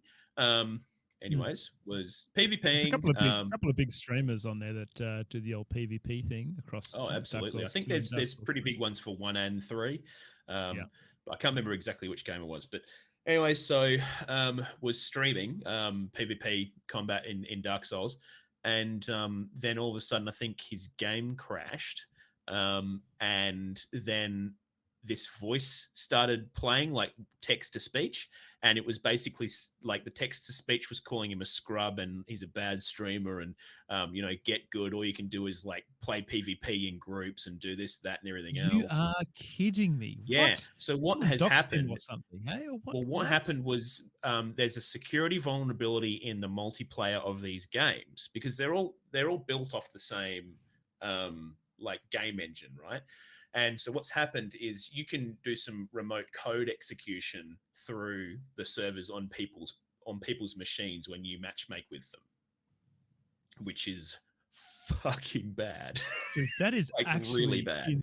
Insane. Yeah, and so what's happened is I'm pretty okay. So I'm hoping I'm saying this right because I haven't read the thing in a while, but I'm pretty sure what had happened is this guy had match made with this person who then crashed the game on him, and then it remotely executed the text to speech on his computer to say all this shit. But the thing is, wow, you could technically do all kinds of shit with this, like some pretty nefarious, like delete system 32 kind of shit. So, did this happen? Did people hear the text to speech live on stream, or did it crash his PC? Yeah. Oh. Yeah. There's actually a video out there that you can probably go and find, and it's just like this guy's like, what the fuck? What the fuck? Wow. And it's like you can hear the text to speech calling him a scrub, and just it's pretty next Get level. good, nerd. There's do you remember Nikos Studios, Cap? Do you remember when he was streaming? He used to play a lot of Call of Duty Modern Warfare 2 quite regularly on his stream, and in a similar vein, he basically stopped playing it because he was getting doxxed from playing the game. I can't remember exactly what happened. Yeah, but he had massive security breaches from salty little kids getting angry about getting pawned in the game, and has just gone, no, that's it. Not gonna play that anymore. Yeah, it's kind of brutal, like the online space, and like if you anger some keyboard warrior, they're just gonna come after you with all the the artillery of the internet and hit you with some pretty shitty stuff. I mean, obviously people have had massive issues with people getting swatted. I don't know if you've seen a few of those happen, but I mean, they're pretty terrifying, and especially in places like America where people, I don't know if anyone's been killed by SWAT. Maybe they have, but obviously people like because someone will ring up. So for those who don't know what a SWAT is or being swatted means, someone finds basically so it happens mostly in game spaces, but I think it happens with all kinds of shit. But someone finds out where you live, and then someone makes an anonymous police report saying, "Oh, I can hear someone being murdered in this house," or something fucked up like that. And then the cops go there, bursting in. SWAT your freaking house. And then you're like, I've literally done nothing. What are you fucking doing? And then you're like getting shoved in a SWAT van. So pretty hectic. But yeah, so going back to the Dark Souls thing. So what's the outcome there, Cap? The outcome is they've closed these servers, or what? What's the this is the thing, right? So since this has happened, they've taken the servers down for Dark Souls 1, 2, and 3. Really? Yeah, and they released a statement saying, hey, obviously a pretty significant security vulnerability has been found. We're working on it, kind of thing. The servers will be down until we can resolve this technical issue. And so since then, the developers have taken the multiplayer tag off of the Steam store for all of these games. Wow. So I'm pretty sure the servers aren't up anymore. But Cap, does this mean that you cannot summon your allies as well to come and help you fight? I think you can bosses? still do or is it just the PvP regular summons, but it's just multiplayer stuff. Oh no, you can't. I don't think you can summon anyone, dude. Like you cannot play multiplayer at all. Like no human multiplayer. That is actually quite big, man. I mean, I know that these are Dark Souls 3. When was that released? Cap 2018? I can't remember. Reasonably old games, but that is a pretty major reaction to this, in my mind. Like, in terms of dropping the servers, you mean? Yeah, like so many people are going to be affected by that, right? Oh, absolutely. But I mean, it had to be done. I mean, Yeah. it's a really fucking bad security I vulnerability. wonder if they're going to try to fix it and reinstate. Well, I mean, okay, so where was it? It's PvP. So this is the Dark Souls Twitter. PvP servers for Dark Souls 3, 2, and 1 have been temporarily deactivated to allow the team to investigate recent reports of an issue with online services. Servers for Dark Souls PTDE, which I think is that's the original one, will join them shortly. So everything's gone down, remastered, the original Dark Souls, the whole lot. And it says, we apologize for the inconvenience.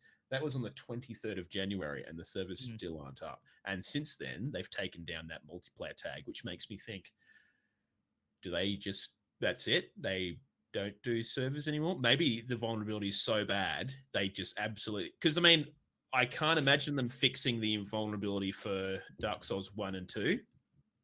Maybe 3. I don't reckon there's enough. There would be enough. It's not. But the thing is, all right. So if depending on how bad the vulnerability is in the code base for those games, it might be insane for them to detangle it and try and fix it. And that's a lot of man hours, a lot of money. And are you going to make that money back on sales of those games anymore? Probably not. No. Well, Cap, so why would you do it? Infrastructure for Elden Ring, mate? Are they going to be using this? This is what I'm worried about, dude, because those games are all made on the same fucking engine. Yeah. So what happens with Elden Ring? Does Elden Ring ship without multiplayer?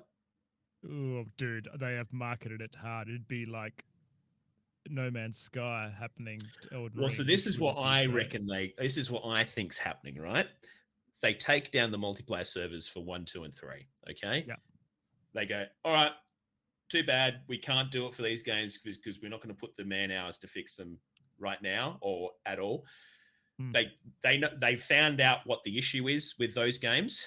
They've then gone into Elden Ring and done major fucking fix-ups ASAP to address the issues.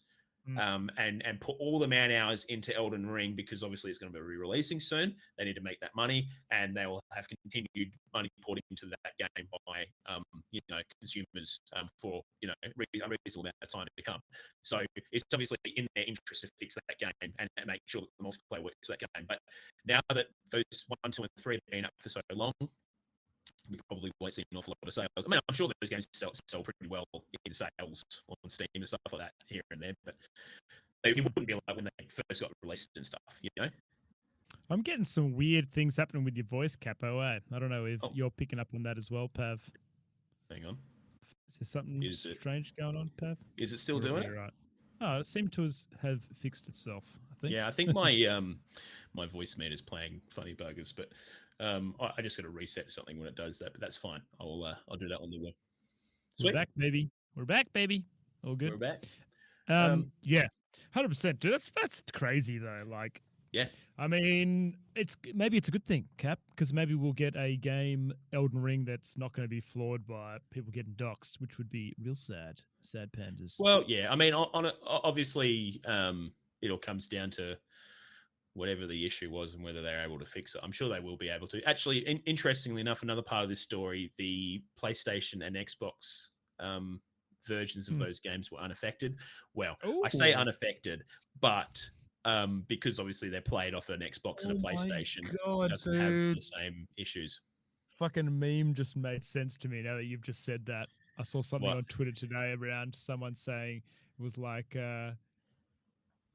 Xbox and PlayStation PvP is having a good time while the PC guys are all stuck. Now it's all making sense, man. I had not put it together. Actually, it might be that maybe, I mean, assuming, like I said, that they haven't been able to fix it on Elden Ring, I would imagine they probably fixed it or have been working towards it. Maybe the PC copy ships without multiplayer and the PlayStation Xbox versions have multiplayer on release. Sounds like you're doing it again. It's going a bit crazy. You there, Capo? Is that fixed? There we go. Yep. Yeah, I think my my voice meter is breaking more consistently over and over again. So I'll let you yarn some stuff about some Dark Souls. I'm just going to restart my voice meter. While we're on Dark Souls, those of you who don't know, there was a recent Bloodborne was released on PlayStation X, but it was a crowd-funded, a modded version of the game. So you may have seen it. It's crazy. I can't believe it. So it was a developer by the name of Lilith Walter has been working on a demake for 13 months of Bloodborne. A lot of us, Cap included, and a massive bunch of people have been looking for a way to play Bloodborne on PC in recent times. Well, if you're one of those people, now there's a way. It is interesting. On the release of this game, they had over 25,000 people watching across Twitch, which was freaking huge. I think Cap's just going to go restart his PC, which is a bit of a pain. So you guys are stuck with me and Pav for a little bit. But yeah, essentially PSX releasing Bloodborne, which was a g'day Pav. How are you, mate? Oh, I thought I'd jump in while Cap's resetting. Have you heard anything about the Bloodborne remake, mate, or demake, should I say? I'm gonna be honest with you. I haven't played too many of this.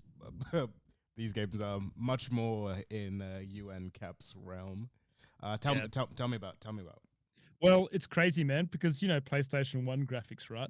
So it is significantly different to PlayStation 4 30 frames, but it apparently feels as snappy and as good as the original. Oh. And he's basically redesigned this thing to work on a PSX. And what I wanted to talk about, Pav, which I find really interesting, is I feel like modding games in general is something that is definitely happening more now. Absolutely. And those release of modded games can be really successful. So obviously we know Super Mario World and ROM hacks is huge, right? Mm-hmm. Things like they modded a Super Metroid not long ago. It was a Super Metroid remake where they basically used all the assets and created a whole new Super Metroid game based off the Super Nintendo model, which was really successful. And I feel like that is definitely something that's more prevalent now, which is pretty exciting for nerds like us. Modded games. Like imagine they modded, dude. What's that game you love, Pav? The Silk Song, Hollow Knight. Hollow Knight. There are some amazing modded Hollow Knight is there stuff. There's like randomizers and that sort of stuff. There's been a few mods just to like help out with like speed running as well, but haven't. I'm realizing you mean more like a complete remake using the assets. It looks like Cap's trying to jump back in. I'll just admit that. Let him in. There he is. Let him into the picture. Sorry, I think my PC was reporting 99% RAM usage, and then things just started going ding dong, ding dong, and I was like, "That's not good." Well, I'm in desperate need of a new PC.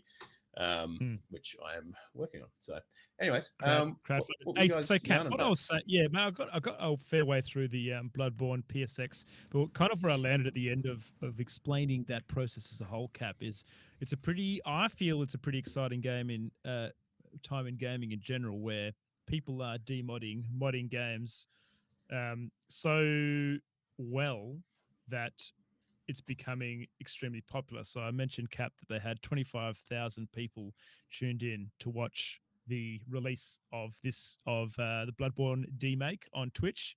It was huge, man, massive. Some of the largest streamers were playing this, and then I was kind of touching on the fact that we have Super Mario World, all the Kaizo stuff, and taking assets and remaking games, or just completely restructuring games and making them. There was a Super Metroid that was made, the Super Metroid remake as well, and bits and pieces, and it seems to be something that is happening more often than not now, with quite a bit of success behind it as well. Just wondering your thoughts and opinions on that.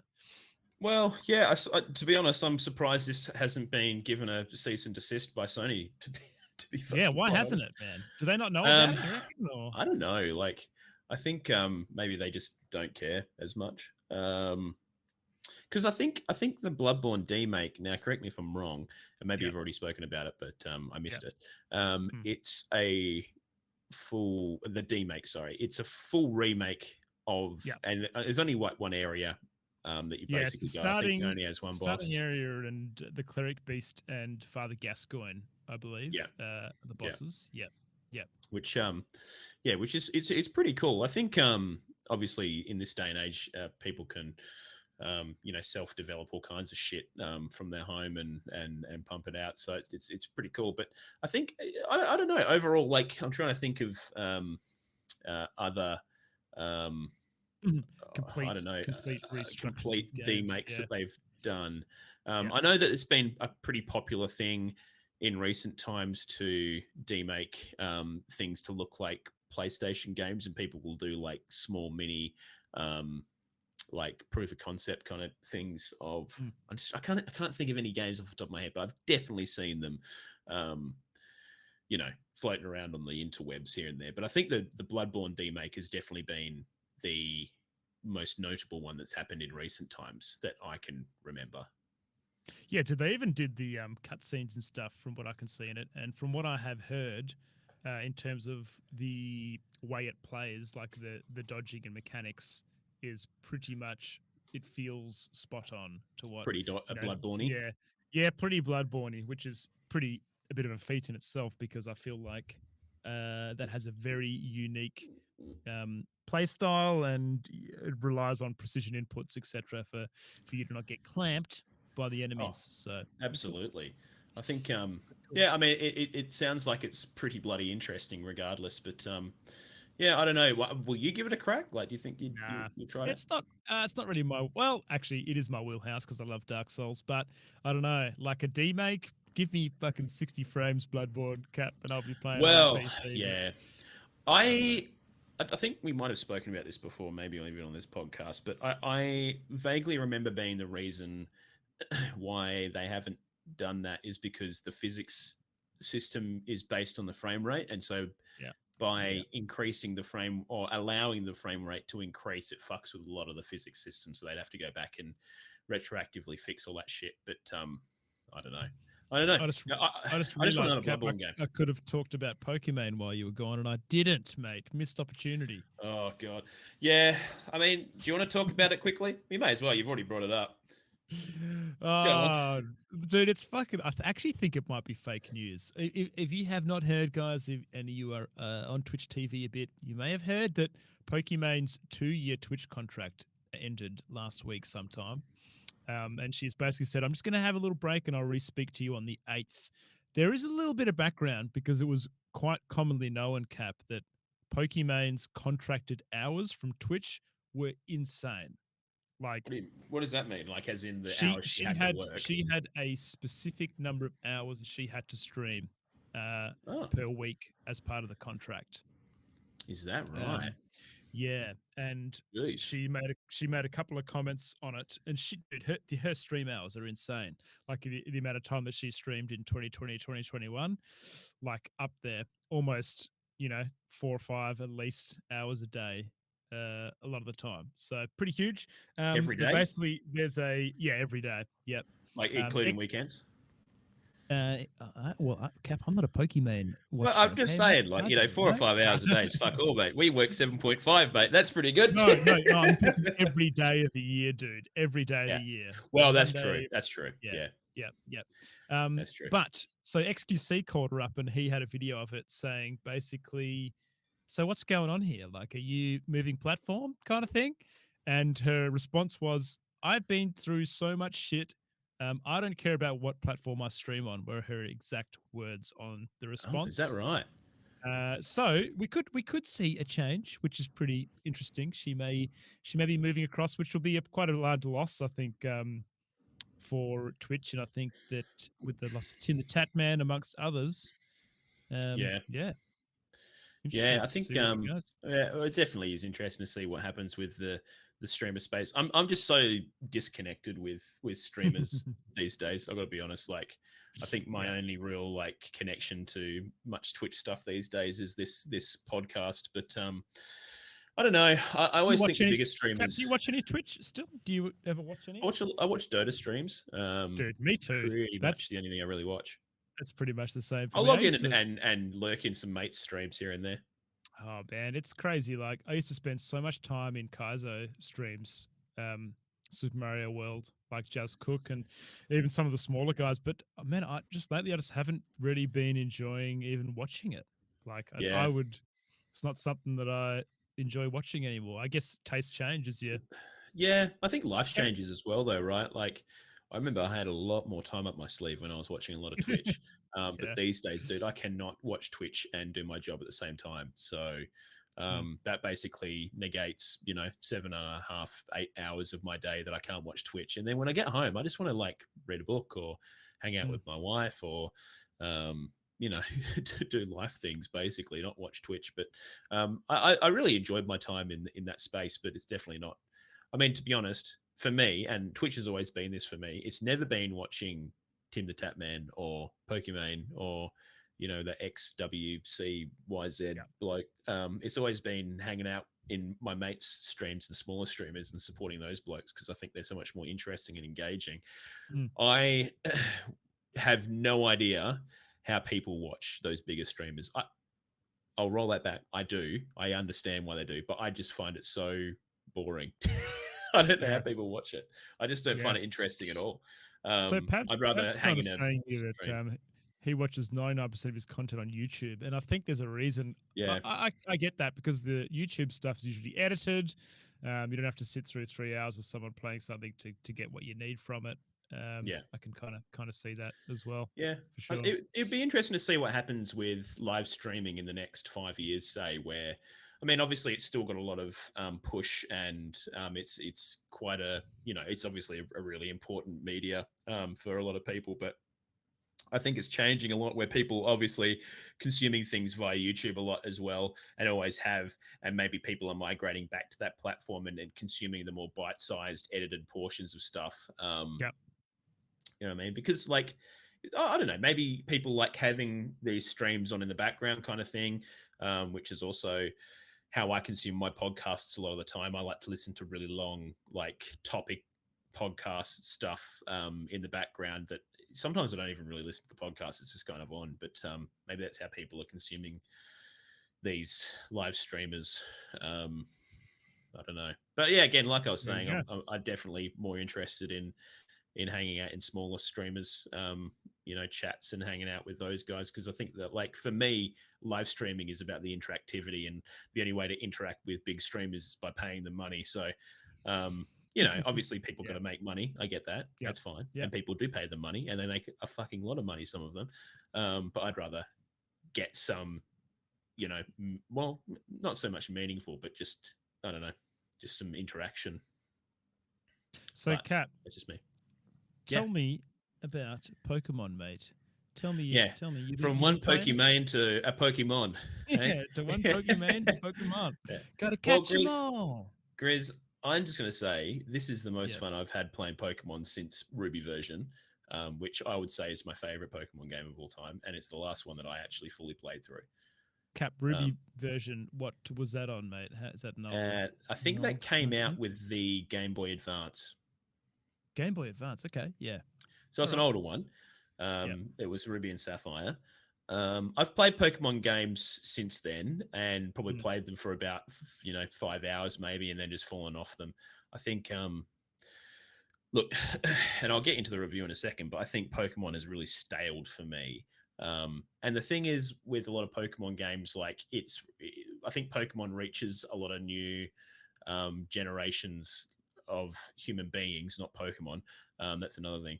But I think every generation of Pokemon games that comes out, that's the Pokemon game for a new generation of human beings. And so I just wasn't encapsulated within that cohort anymore by a certain point in time. I know a lot of people love those games and they play them religiously. Every single one that comes out, we got a mate Cardles who plays every single game. Pokemon Go, anything Pokemon related, plays it and loves it. And I just couldn't keep that up any longer because it was just the same shit rehashed, over and over again. You look at the formula they had in those games, and I'm sure you'll get this in your review as well. But I feel like it was just such a similar formula in what they were presenting. Oh, absolutely. It's the same thing every time. They might change things slightly here and there, like add in a new mechanic to the battles, like a big special evolution that pops up that you can do here and there for certain Pokemon. Gigantamax. Gigantamax. Or something else. I don't know. They do iterate on it a little bit, and I'm probably being a little bit brutal when I'm saying all this, but I don't know. For me, Pokemon just has not really interested me or grabbed my attention for a very long time. And Pokemon Arceus or Arceus has fully grabbed my attention. I've played a lot of it. So, Cap, I haven't played it, so I wouldn't mind you giving me a good old little rundown of what is it, mate? What is it? So it's basically like an open world Pokemon game, and people are gonna go, but wait, we had that. Sword and Shield was kind of like that. It was kind of like that. You had these kind of open world areas that you go to, and you go and do things that, well, I mean, you go into the route, and then that route is kind of open to a degree, and then you can go and do stuff in there. But Arceus is structured with a hub world that you go and do all your questing and handing shit over, and then you have some big open world areas that you can go and catch Pokemon in. Now, the thing about Arceus is it's basically completely rejigged the whole Pokemon formula in the sense that, it's still Pokemon. It's still a bare bones like Pokemon game. You go in there and you catch Pokemon, you fight Pokemon, and the whole game's about, got to catch them all, and it's all Pokemon themed. But the thing is, they've really held on to a few interesting RPG elements that has just, for me, made it feel a bit more mature. Again, it's still Pokemon, so it's still a little bit, anime kind of, a bit kitsch here and there, but it definitely feels a little bit more mature. But the RPG elements that are in this game just do a lot to really help carry it in a new and interesting way for me. So the way that the game is kind of structured is you have this ongoing quest. I'm trying not to give you too much spoilers, Grizz, because I think you should really play this game, but there's an ongoing quest that happens, and you're kind of trying to figure out what's going on in this world and why you've been brought to this place. And you're going out into this world and catching Pokemon. Now, it's almost structured like a Monster Hunter game. So you go out on this expedition. Yeah. Do you feel like the storytelling is well done in it, mate? I actually do. Yeah. I think it's probably the most compelling Pokemon story I've played before, which is saying something, because is it voiced or is it all text? It still isn't voiced. They haven't done the voice, which I assume would be just a. Yeah. So this is what I think happened with Arceus, right? Is I think that they wanted to try it and see how it went, because people have been asking for this kind of thing for so long. But they decided, people keep buying these mainline games. Why would we try anything different? And so I don't think they put an awful lot of money into it, but I think they developed it pretty well with what they had. So I think ultimately, they're not going to have voice acting because they're not going to pay for it. But I think the game's better off without voice acting, frankly, because I don't know if you've heard bad video game voice acting, Grizz. I'm sure you have. But when it's bad, it's fucking bad. I'm telling you, if this had bad voice acting, it might put me off the game. Dude, you mentioned briefly, but Dying Light 2's got shit voice acting, doesn't it? I don't know. I've heard that the voice acting's a bit average here and there.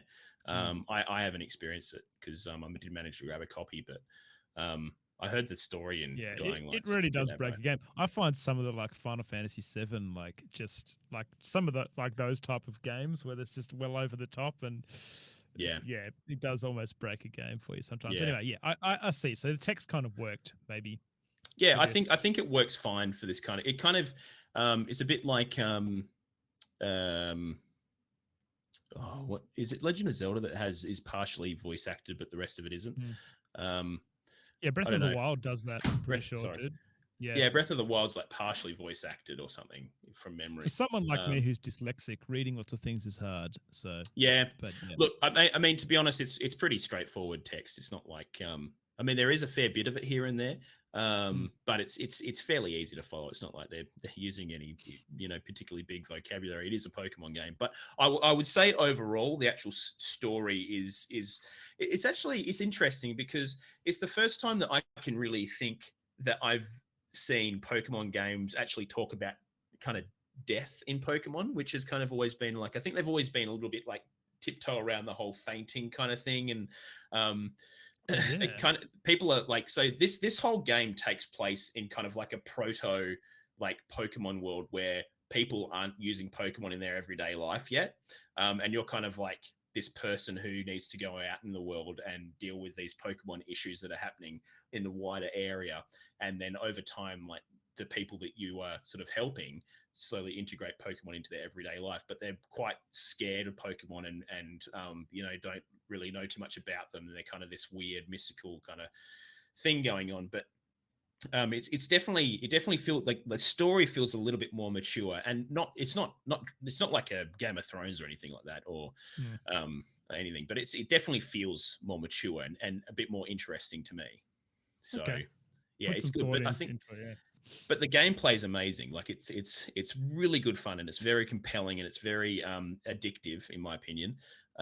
So the whole thing is like it doesn't sort of, you don't walk through bushes and Pokemon jump out. Pokemon are just there in the world, which I think was the case in Sword and Shield to some degree. Was that correct? You could see the Pokemon roaming around. Yeah. So, well, they had a mixture. So they had wild Pokemon in the grass where you could encounter them through random encounters, but then you could also have, your wandering Pokemon in the wild area that you can go and encounter. The wandering ones are usually higher level and would kick your ass most of the time. Yeah. Yes. So, I mean, Pokemon Arceus doesn't have any bush Pokemon. I'm just going to call the bush Pokemon. So they're all, you can see them. They're all out in the world, and you like a lot of them. So you can either try and catch them or battle them, right? But a lot of the mechanic is like you try and sneak around and throw Pokeballs at them from the bushes and try and catch them unawares, because if you throw a Pokeball at it and it hasn't seen you, you have a higher chance of capturing it within the Pokeball. And if you throw a Pokeball at its back, you have an even higher chance. So you're kind of doing this like this is what I've seen footage, but how do you if you want to fight one, how do you fight them as opposed to trying to catch them? Like, what's the you have like you switch between so you have like a little HUD, and you have this little area where either your items show up, or you can switch to your Pokemon. And so you catch Pokemon, and then you throw your Pokemon out to the Pokemon, and you begin a battle. And the battles are seamless within the world. It doesn't cut to like a turn-based thing. I mean, it is still turn-based, but you're instantly in the battle, and then you can walk around whilst this battle's taking place within the battle area, and obviously give commands to your Pokemon to attack the opposing Pokemon, and it all happens in 3D. And I tell you what, the animations for the moves are quite fucking awesome. Some of the bigger moves that you get later on in the game, like some of the, I don't know, like the I'm trying to think of like like Ultra Beam and stuff like that. Is that a Pokemon? I saw a fucking Twitter clip of this Snorlax just absolutely clamping some little bug Pokemon a Hyper Beam. Yeah, keep this, you bastard. So it's really cool. It just feels like there's no stop start. You're just in this world. You're catching fucking Pokemon. You're trying to sneak around. There's a crafting system now, so all your Pokeballs are crafted. You can buy them from a vendor, but there's materials that you can get out in the world. So you throw your Pokemon at nodes, and they will mine or grab berries or stuff like that. Cap, how does because it looks kind of, you can like fly around and fucking use your turn into a Pokemon to climb up walls and stuff. How does all that work? Once you've caught that, do you have to have it in your party, or like? Nope. So cool. The cool thing about it is your like travel Pokemon, they are all part of the storyline, and you get access to different modes of travel depending as the story progresses. So, like I said before, are we doing spoiler-free reviews here? I'll probably just spoiled the bunch for people. Sorry, Kazi. I'm trying to be as spoiler-free as possible, but like the whole game is structured like you go to these different big biomes, and they're huge. They're actually massive. And each, as the story progresses, you get access to different Pokemon to help you traverse those different areas, and different terrain within those areas. So I'm trying not to say too much, but Yeah, and then there's also boss battles that you don't even need to use Pokemon to fight the bosses, which are actually pretty cool.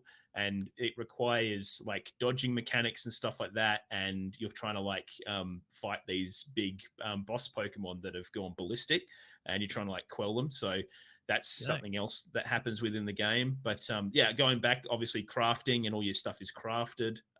You get crafting recipes. So it kind of has that kind of survival kind of thing going for it, but it actually feels a little bit like Monster Hunter. So like you're kind of going out and you're getting all these items that you find in the world. You're finding these monsters, and you go, "Oh shit, what's that? What's that Pokemon?" And then you go and have a bit of a look, and then you realize, oh, it's a bit higher level than me because it's a new area or whatever. There's some of the Pokemon in the world have like red eyes, and they're much larger than the other Pokemon, and they generally have like a significant high level tied to them, and if you can catch them, you have access to them. Is this the Sekiro crossover, and they're all ill with the rot cap? Is that what's happening? Well, I don't really know what's going on yet. I'm a significant portion through the game. I'm on the second last area that I've unlocked. And I kind of roughly know what's going on, but it hasn't really, the big unveiling of what's going on hasn't really happened yet. You're still kind of like trying to figure out why all these Pokemon are going a bit ballistic, or it's especially these, well, I'm not going to say any more about the story, but yeah, there's shit going down and I'm still learning what's going on. But yeah, overall, Grizz, like the game is phenomenal. There are some graphics fidelity issues with it, and I think like when I first started playing the game, a lot of the stuff in the game has this like purple tinge to it, and I was like, "What the fuck's like? Am I supposed to interact with this random terrain?" Because it was teaching you about the crafting system, and I was like, "Okay, so am I supposed to like hit this rock face or some shit?" And that wasn't the case. It's just there was this weird purple tinge around everything, and that's just how the game was. So I was like, what the hell's going on here? So they eventually figured out what it all meant. But I think because obviously this game's on the Switch, and we spoke about this on the other podcast. The Switch is, it's old now. I mean, it's been around for like what 5 or 6, 7 years now. Yeah, probably but Cap, close to 7 Breath years. of the Wild, mate. That was fucking great. Oh, don't get me wrong, but I mean, like a game as ambitious as Arceus, dude, you got to play this game. When you see like the biomes, like they're big, they're expansive. There's a lot going on in them. They're quite impressive. I mean, they're not the greatest graphical thing you've ever seen ever, but obviously there's a lot going on for this little Switch to try and generate. And so I think the way that they get around that is these little funny graphical things going on. So for example, when Pokemon are quite far away from you, you can see that the FPS of the Pokemon drops quite dramatically. So you have these birds like kind of flapping like and then you get close and then they have a normal flying animation. So it's all to try and you reduce the strain on the Switch. And I think that purple thing was to do with some fog or something that was happening elsewhere. How many Captain Perth do you give it out of 10 then, Cap? Honestly, it's not perfect. I'm going to say an 8.5 for me, but I've been having a freaking blast with it, honestly. The Pokemon Arceus game is definitely worth a crack, and you got to play it. The cool thing about it as well, Grizz, is the Pokédex. You don't just catch Pokemon to fill the Pokédex. You actually have to do some research tasks for each Pokemon. And there's a bunch of different tasks associated with different Pokemon. Most of them have like catch Pokemon, catch that particular Pokemon, defeat it in battle, yada, yada, yada. But then other ones would be like see it use, I don't know, like Water Jet in battle, or defeat this Pokemon with fire moves in battle. And that will give you points towards filling out the that particular Pokédex entry for that Pokemon. So once you get 10 points, you finish that particular Pokédex entry. So each Pokemon you have to actually do some work to. You can't just see it in the wild and catch it. I like that. Yeah, that's what I mean. It's got a Monster Hunter feel to it. Like they've done some interesting stuff. So I think for me with Arceus is I hope that they continue to make these games, and I would think that maybe they branch between the mainline games because people are obviously still playing and buying them, and then they have the Pokemon Legends games where they're a bit more like would you this. expect a DLC for this, Cap? So I had a bit of a look online. I would expect one for sure because I think it's almost been as popular as Animal Crossing. Wow. So, There you go. which is pretty fucking big. Pokemon's going to bring people regardless of what absolutely. they're doing, But I think they've been pleasantly surprised because I think even a lot of the people that play Pokemon were probably pretty surprised with the quality of this game and just how how decent it's been. But I think definitely I'm hoping a bit of DLC. I can imagine them bringing in another biome or small area that you could go and catch some more Pokemon. Apparently, again, I haven't finished the game, but once you finish the main storyline, there's actually post-game content that's actually quite challenging. So some people are reporting that the difficulty of the game is a little bit easy. It is a little bit of a walk in the park for a lot of the main quest, but I think for the most part, I can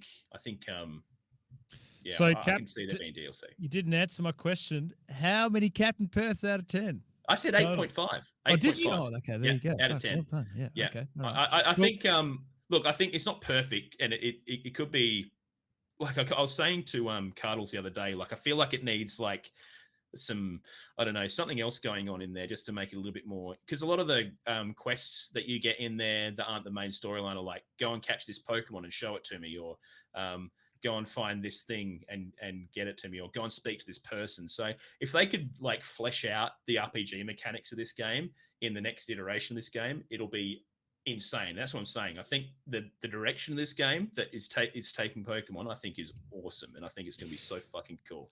So, Cap, look, I haven't played the game, so I can't give myself a review. But what I've gone and done for you, mate, is I have gone and pulled 4 reviews from Metacritic. And my challenge to you is to tell me what you think they scored it out of 10 based on the review comment. Okay. All right. Marshall from Metacritic says, best Pokemon game ever. When I saw Charizard, I clapped. Very few things in life can make me as happy as a great Pokemon RPG, and Sword and Shield repeatedly left me in a state of pure childlike joy. The 40 hours plus I've spent in Sword and Shield, why is he saying Sword and Shield? Has he got the game wrong? Well, there you go. Have left me comfortable with calling it the best Pokemon game I've ever played, and I've played them all. There you go, Marshall. Okay, it's going to be a 10, right? Surely that's a 10. 10 out of 10, mate. He got a 10 out of 10. So that was Pokemon Sword and Shield. Yeah, he's fucking copy and paste the wrong game in there, and I've taken it. Sniper 321. Okay, after several hours of gameplay, I can really say it's the best Pokemon game I've ever played. Started my journey with Pokemon Red and Blue and came all my way to here. The game is amazing, smooth gameplay, cute Pokemon style, open world. Yep. I mean, that's going to be a 10 as well, surely. That was a 9, so pretty dang close. Kamikaze Cracker, here we go. Let me just get this out of way first. I'm a massive Pokemon fan, and I've never been more disappointed. Ooh. Not only betrayed fans, but outright lied to consumers. The game still has the same problem plaguing the franchise ever since Gen 6. The story is bad, the writing is bad, the characters are bad, the pacing is bad. On top of charging more for these games, they cut content. To all the people that keep supporting, why? Okay, I think that sounds like maybe a 1. Do you know what? I actually agree with some of the things he's saying in there. The story isn't groundbreaking. It's just another Pokemon game. You know, that's all it is. It's just another Pokemon game. It's not here to It's not here to win an Oscar or anything. It's just a story, a vessel for the rest of the Pokemon game. But I don't know if they've lied. I would say that the reason, I mean, this is a completely new game, right? So, and I've discussed this before, Grizz, and let me know what you think about this. But you know, animating hundreds of different Pokemon and creating, it would take forever. It would take forever. and It was it just wouldn't be possible. very ambitious with what they've tried to do with it, right? Yeah, Not only absolutely. animating all the Pokemon, but all the textures of an open world game that's a lot of work. Yeah. So, I mean, I think you can't please everyone, obviously, and there's going to be some bozos out there that just, so negative about things, and whatever. It's their life; they can do whatever they like. But I think the game is solid. But what was that? Was that 1 like out of 10? That was a 1. Yeah, it Okay. was a 1 out of 10. And this is my very last one out of the lot. And basically, you got some dot points here. 10 FPS, Nintendo 64 textures, limited content. The animations are bad. Do not trust game reviews. I thought this game was good because everyone likes Pokemon, but this is not. It's a scam. A lot of paid reviews here. But I just want to say, overall, Cap, on if you didn't know, on Metacritic, so there's a Metascore, which is basically people that are paid to review games, and there's a user score. 1 second. So, is there a fair bit of discrepancy between the two scores? Yes, there is. Yep. So we have a Metacritic score of 84. Actually, no, it's pretty well aligned. 88.1 user score. Dude, Yeah. that's actually pretty high. They're doing quite well. Dude, 100%. I mean, what was the RCS sales? I think they've actually sold a significant amount of stuff. So, what's this one? This one's saying how many units have they sold? 6.5 million, which is nuts. Absolutely freaking nuts. The game has overtaken Pokemon Sword and Shield, which collectively sold 6 million copies in their first week of sale. It sold more than Sword and Shield, mate. So it's clearly doing something right. So I don't know. I guess we'll see how it goes in times to come. But Pav was saying earlier in here that that the games, the Pokemon games, are looking to be a mainline game in 1 year, and then the second year is going to be a Pokemon remake game, so they'll remake one of the earlier Pokemons, and then the third year will be another Pokemon Legends game. So, which, if that's the case, I'm stoked because I'll just be playing Pokemon every 3 years, basically. It does seem pretty good. Hey, is there any discussions about bringing PvP in, Cap? Is there? Well, that's the thing, because it's purely single player. You can trade Pokemon. I think I haven't tried. And there are the way that they introduce multiplayer in this game is you can find people's satchels out in the world, and that's where I think people have perished due to unforeseen circumstances. So you go and find you see them on your map, and you can pick up these satchels, and then you can trade them in for MP points, which you can then trade in for items. Kind of feels MP like Subnautica kind of vibes, where you can So.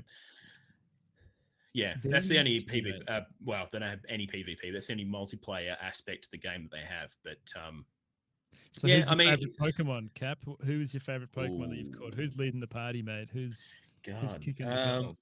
I've got this Pokemon that's literally just a fucking hot air balloon. What's his name? Drifloon or something like that. And he all he does is do like psychic. I don't know why. I think he's just like a ghost Pokemon. And he does psychic attacks and then has a fire move, and he's just a big hot air balloon. And he's the best Pokemon because he's just a fucking giant balloon. And then there's also these little monkeys that have little gloves on their tail, and they're pretty cool. Oh, what are they? I know what they're called. Any shinies yet, Cap? Oh, actually, dude, I haven't seen a single shiny. I haven't seen a single shiny yet. Not a single shiny, mate. Far out. I'm the most unluckiest person on the fucking planet. But apparently that you can get a shiny for free. In the game. I won't just disclose how, because again, I don't want any spoilers. But yeah, you can get one for free. But yeah, I haven't seen any. Apparently, so there's a mechanic called outbreaks, and you can see on the world map where things are outbreaking. And I think the whole idea of that, I haven't really investigated it too much yet because I've been too busy following the story, but I think it's where a big group of a same type of Pokemon pops up, and then you can go there, and I guess you must have a higher chance of seeing a shiny because there's more of that particular type of Pokemon there. So Hot dang. There's always been, well, I don't know what this one's like, but in the previous Pokemon games, there's always been a way to increase your chance of catching Pokies in the wild. yeah. You So I can know there is poke some ways charms that and people have been stuff. using to try and get like shinies and stuff. I haven't really looked into it because I've been too busy playing the game myself. But yeah, overall, Grizzo, Pokemon Arceus, I've really enjoyed it. Look, it's not the best game ever. It's probably my favorite Pokemon game that I played in a very long time. And I've put a lot of time into it, and I've been really enjoying it. I'm finding it quite Hot addictive, dang. just running around in that world, catching Pokemon, and just filling out my Pokédex. That's another thing. I've never really felt like I wanted to ever fill out my Pokédex, but now I'm kind of like, yeah, I'm going to fill this motherfucker out. So it's been good. I think you got to play it, man. I reckon you really enjoy it.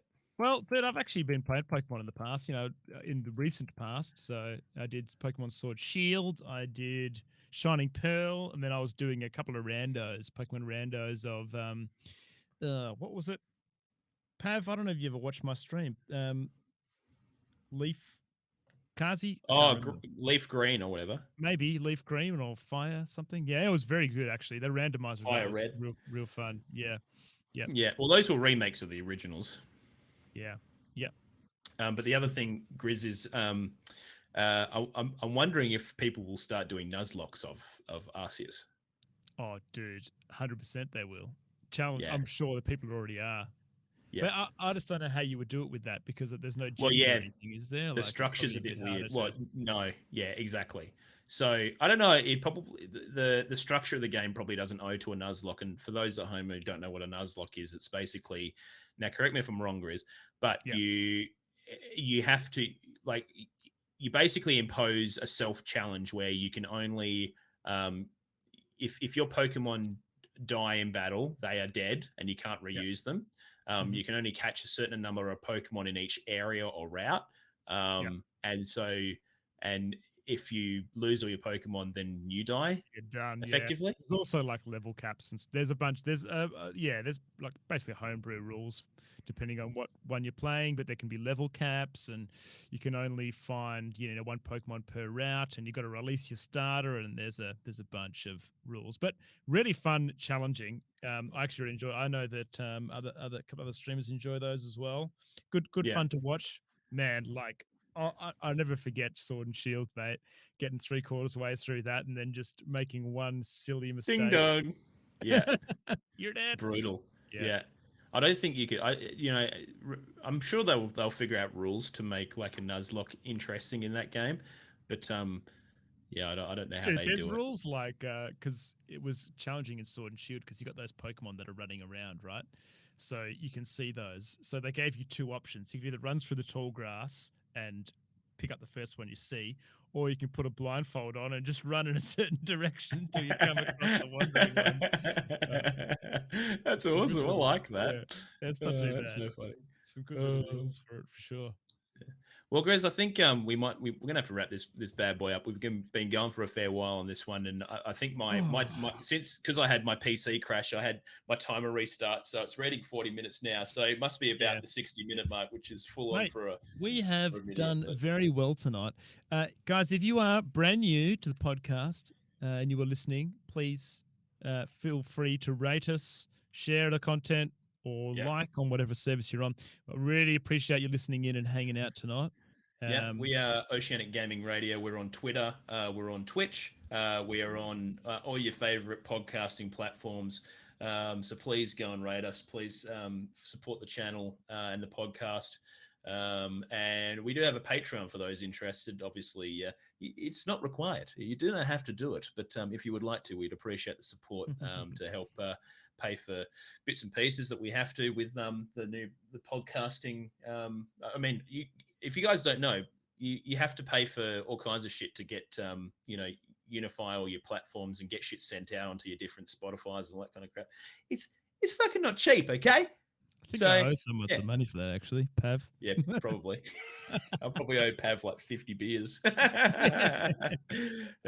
sort that out. But yeah, guys, thank you so much for hanging out. Appreciate you. We'll see you next time on the podcast. Again, go and follow us on all our things. And Grizzo, it's been a pleasure, mate.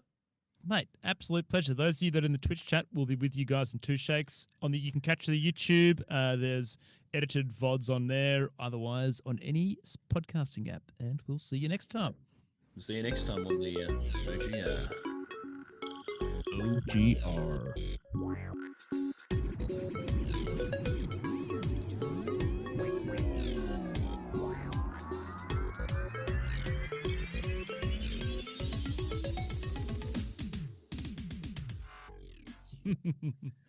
Oh, great. Well, Wrap it up. GG one and all. That was good fun. Muzz, if you're here, I Muzz, think Muzz has you got us legend. here. Thank you so much for the raid. Anyone that came in with Muzz with the raid, how you going? Welcome. Welcome to the OGR. Yeah. Thanks for hanging around. Yeah, hope you enjoyed the chats. Hope you found them insightful to some degree. Maybe not. Cap, I dare say they're going to be going, what the fuck did we just come into? So you guys just got raided into halfway through a podcast episode. So these are all get edited down, well, kind of edited down and go into a podcast. It's pretty hard to interact and talk to chat while we're doing that. So we don't. We just separate ourselves completely and focus on the podcast content. At the end of the day, the Twitch is kind of like a nice to have, but the focus is on getting these onto podcasting apps and shared that way. Yep. So we have done, this will be we recorded 2 episodes tonight. So these will be our 3rd and 4th episodes. So there are 1 and 2 out there on the in the internet, in the wild, if you want to go and check them all out. I think Pav posted a link tree in there, so you should be able to find it on your favorite podcasting or audio platform, Spotify, etc. But yeah, just excuse the heavy breathing. The compression on the thing kind of really brought out my breathing. So all of a sudden, Grizz will be saying something and I'll be like, I wonder if that's going to be sorted this time, man. I thought like fucking that was... hope It definitely sounded better this week. Definitely. Okay. Yeah. Well, we'll see what happens when it compresses. Hey, any issues? What do you reckon about Cap dropping out? We don't have to edit anything; just keep it as it is. Just keep it. Okay. Nah, it's all gravy, baby. Pav, maybe cut out that bit where we were calling Cap a wanker and giving him a hard time. Keep that in, mate. It's true, dude. It's true stuff. He needs to know. Absolutely. But yeah, so I hope you guys enjoyed it. I think we might find a target of the raid. We've been live for almost 3 hours, so fucking hell, that is a good stream. If one of you want to try and find a raid target, in the meantime, chat, if you have a suggestion for the title or for tonight's stream or one of the episodes, let us know. You will be quoted. Greatly rewarded in the description. Nothing. I would love an appreciation. Won't mind. God, I don't know anyone rating. GG boys. Hey, ayo. Cheers, Kazi. Maybe we should find another talk show podcast crew and start making friends, boys. Absolutely, that's a good idea. Why not? Yeah. Okay, let's have a look. Any Aussies? We do have some friends who just started recently, I think. Who's that? Oh, Nick Tacular and Co. I don't know if they're doing this. G'day, Jim. How are you, mate? Don't know. No. Bastard podcast. There is a bunch of podcasts on here. Bonk. It'd be cool if we could find another Aussie one. I feel like it's a bit of a rarity, though, isn't it? Yeah, kind of scares me just randomly chucking people into a new channel.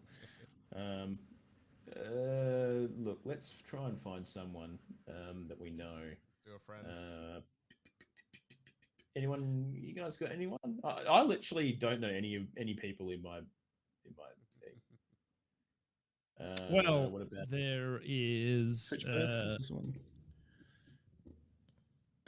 Stream person. I mean, I could give you some names. Slickflow's on. Who else? OGR. Maybe we see what people are playing. Maybe we stream up, host a Pokemon streamer.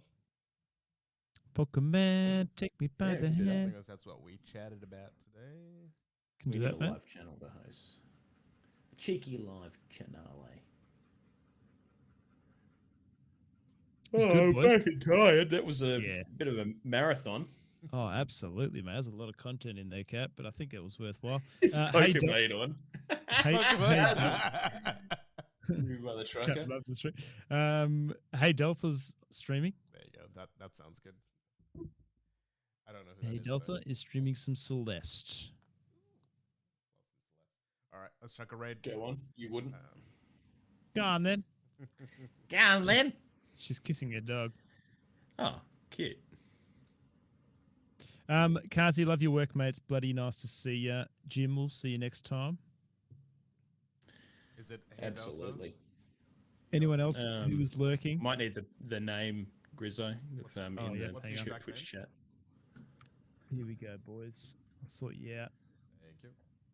Twitch chat. Bang. I don't think I'm following Pokemon, of all things. I don't Great think work. I am, Thanks, to be honest. Kazi. Glad you enjoyed it, mate. Nice to have you hanging around. We're raiding, boys and girls. We'll see you in there. Get in there. We'll see you in there, fam. Get the Guys, frick please in there. Please follow Good the to see channel, you, by the way, Jim. Hope you're going well, brother. the socials. Get in there. Jim Jam Man. He's the Jim Jam Man. Do we have a raid message?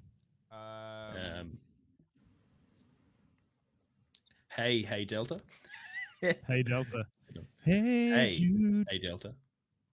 Hey, Delta.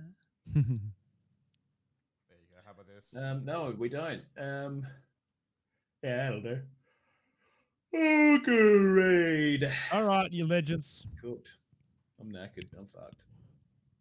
Speak to you all next time, yeah. See you next time. Take it easy. Bye-bye. Catch ya. Bye.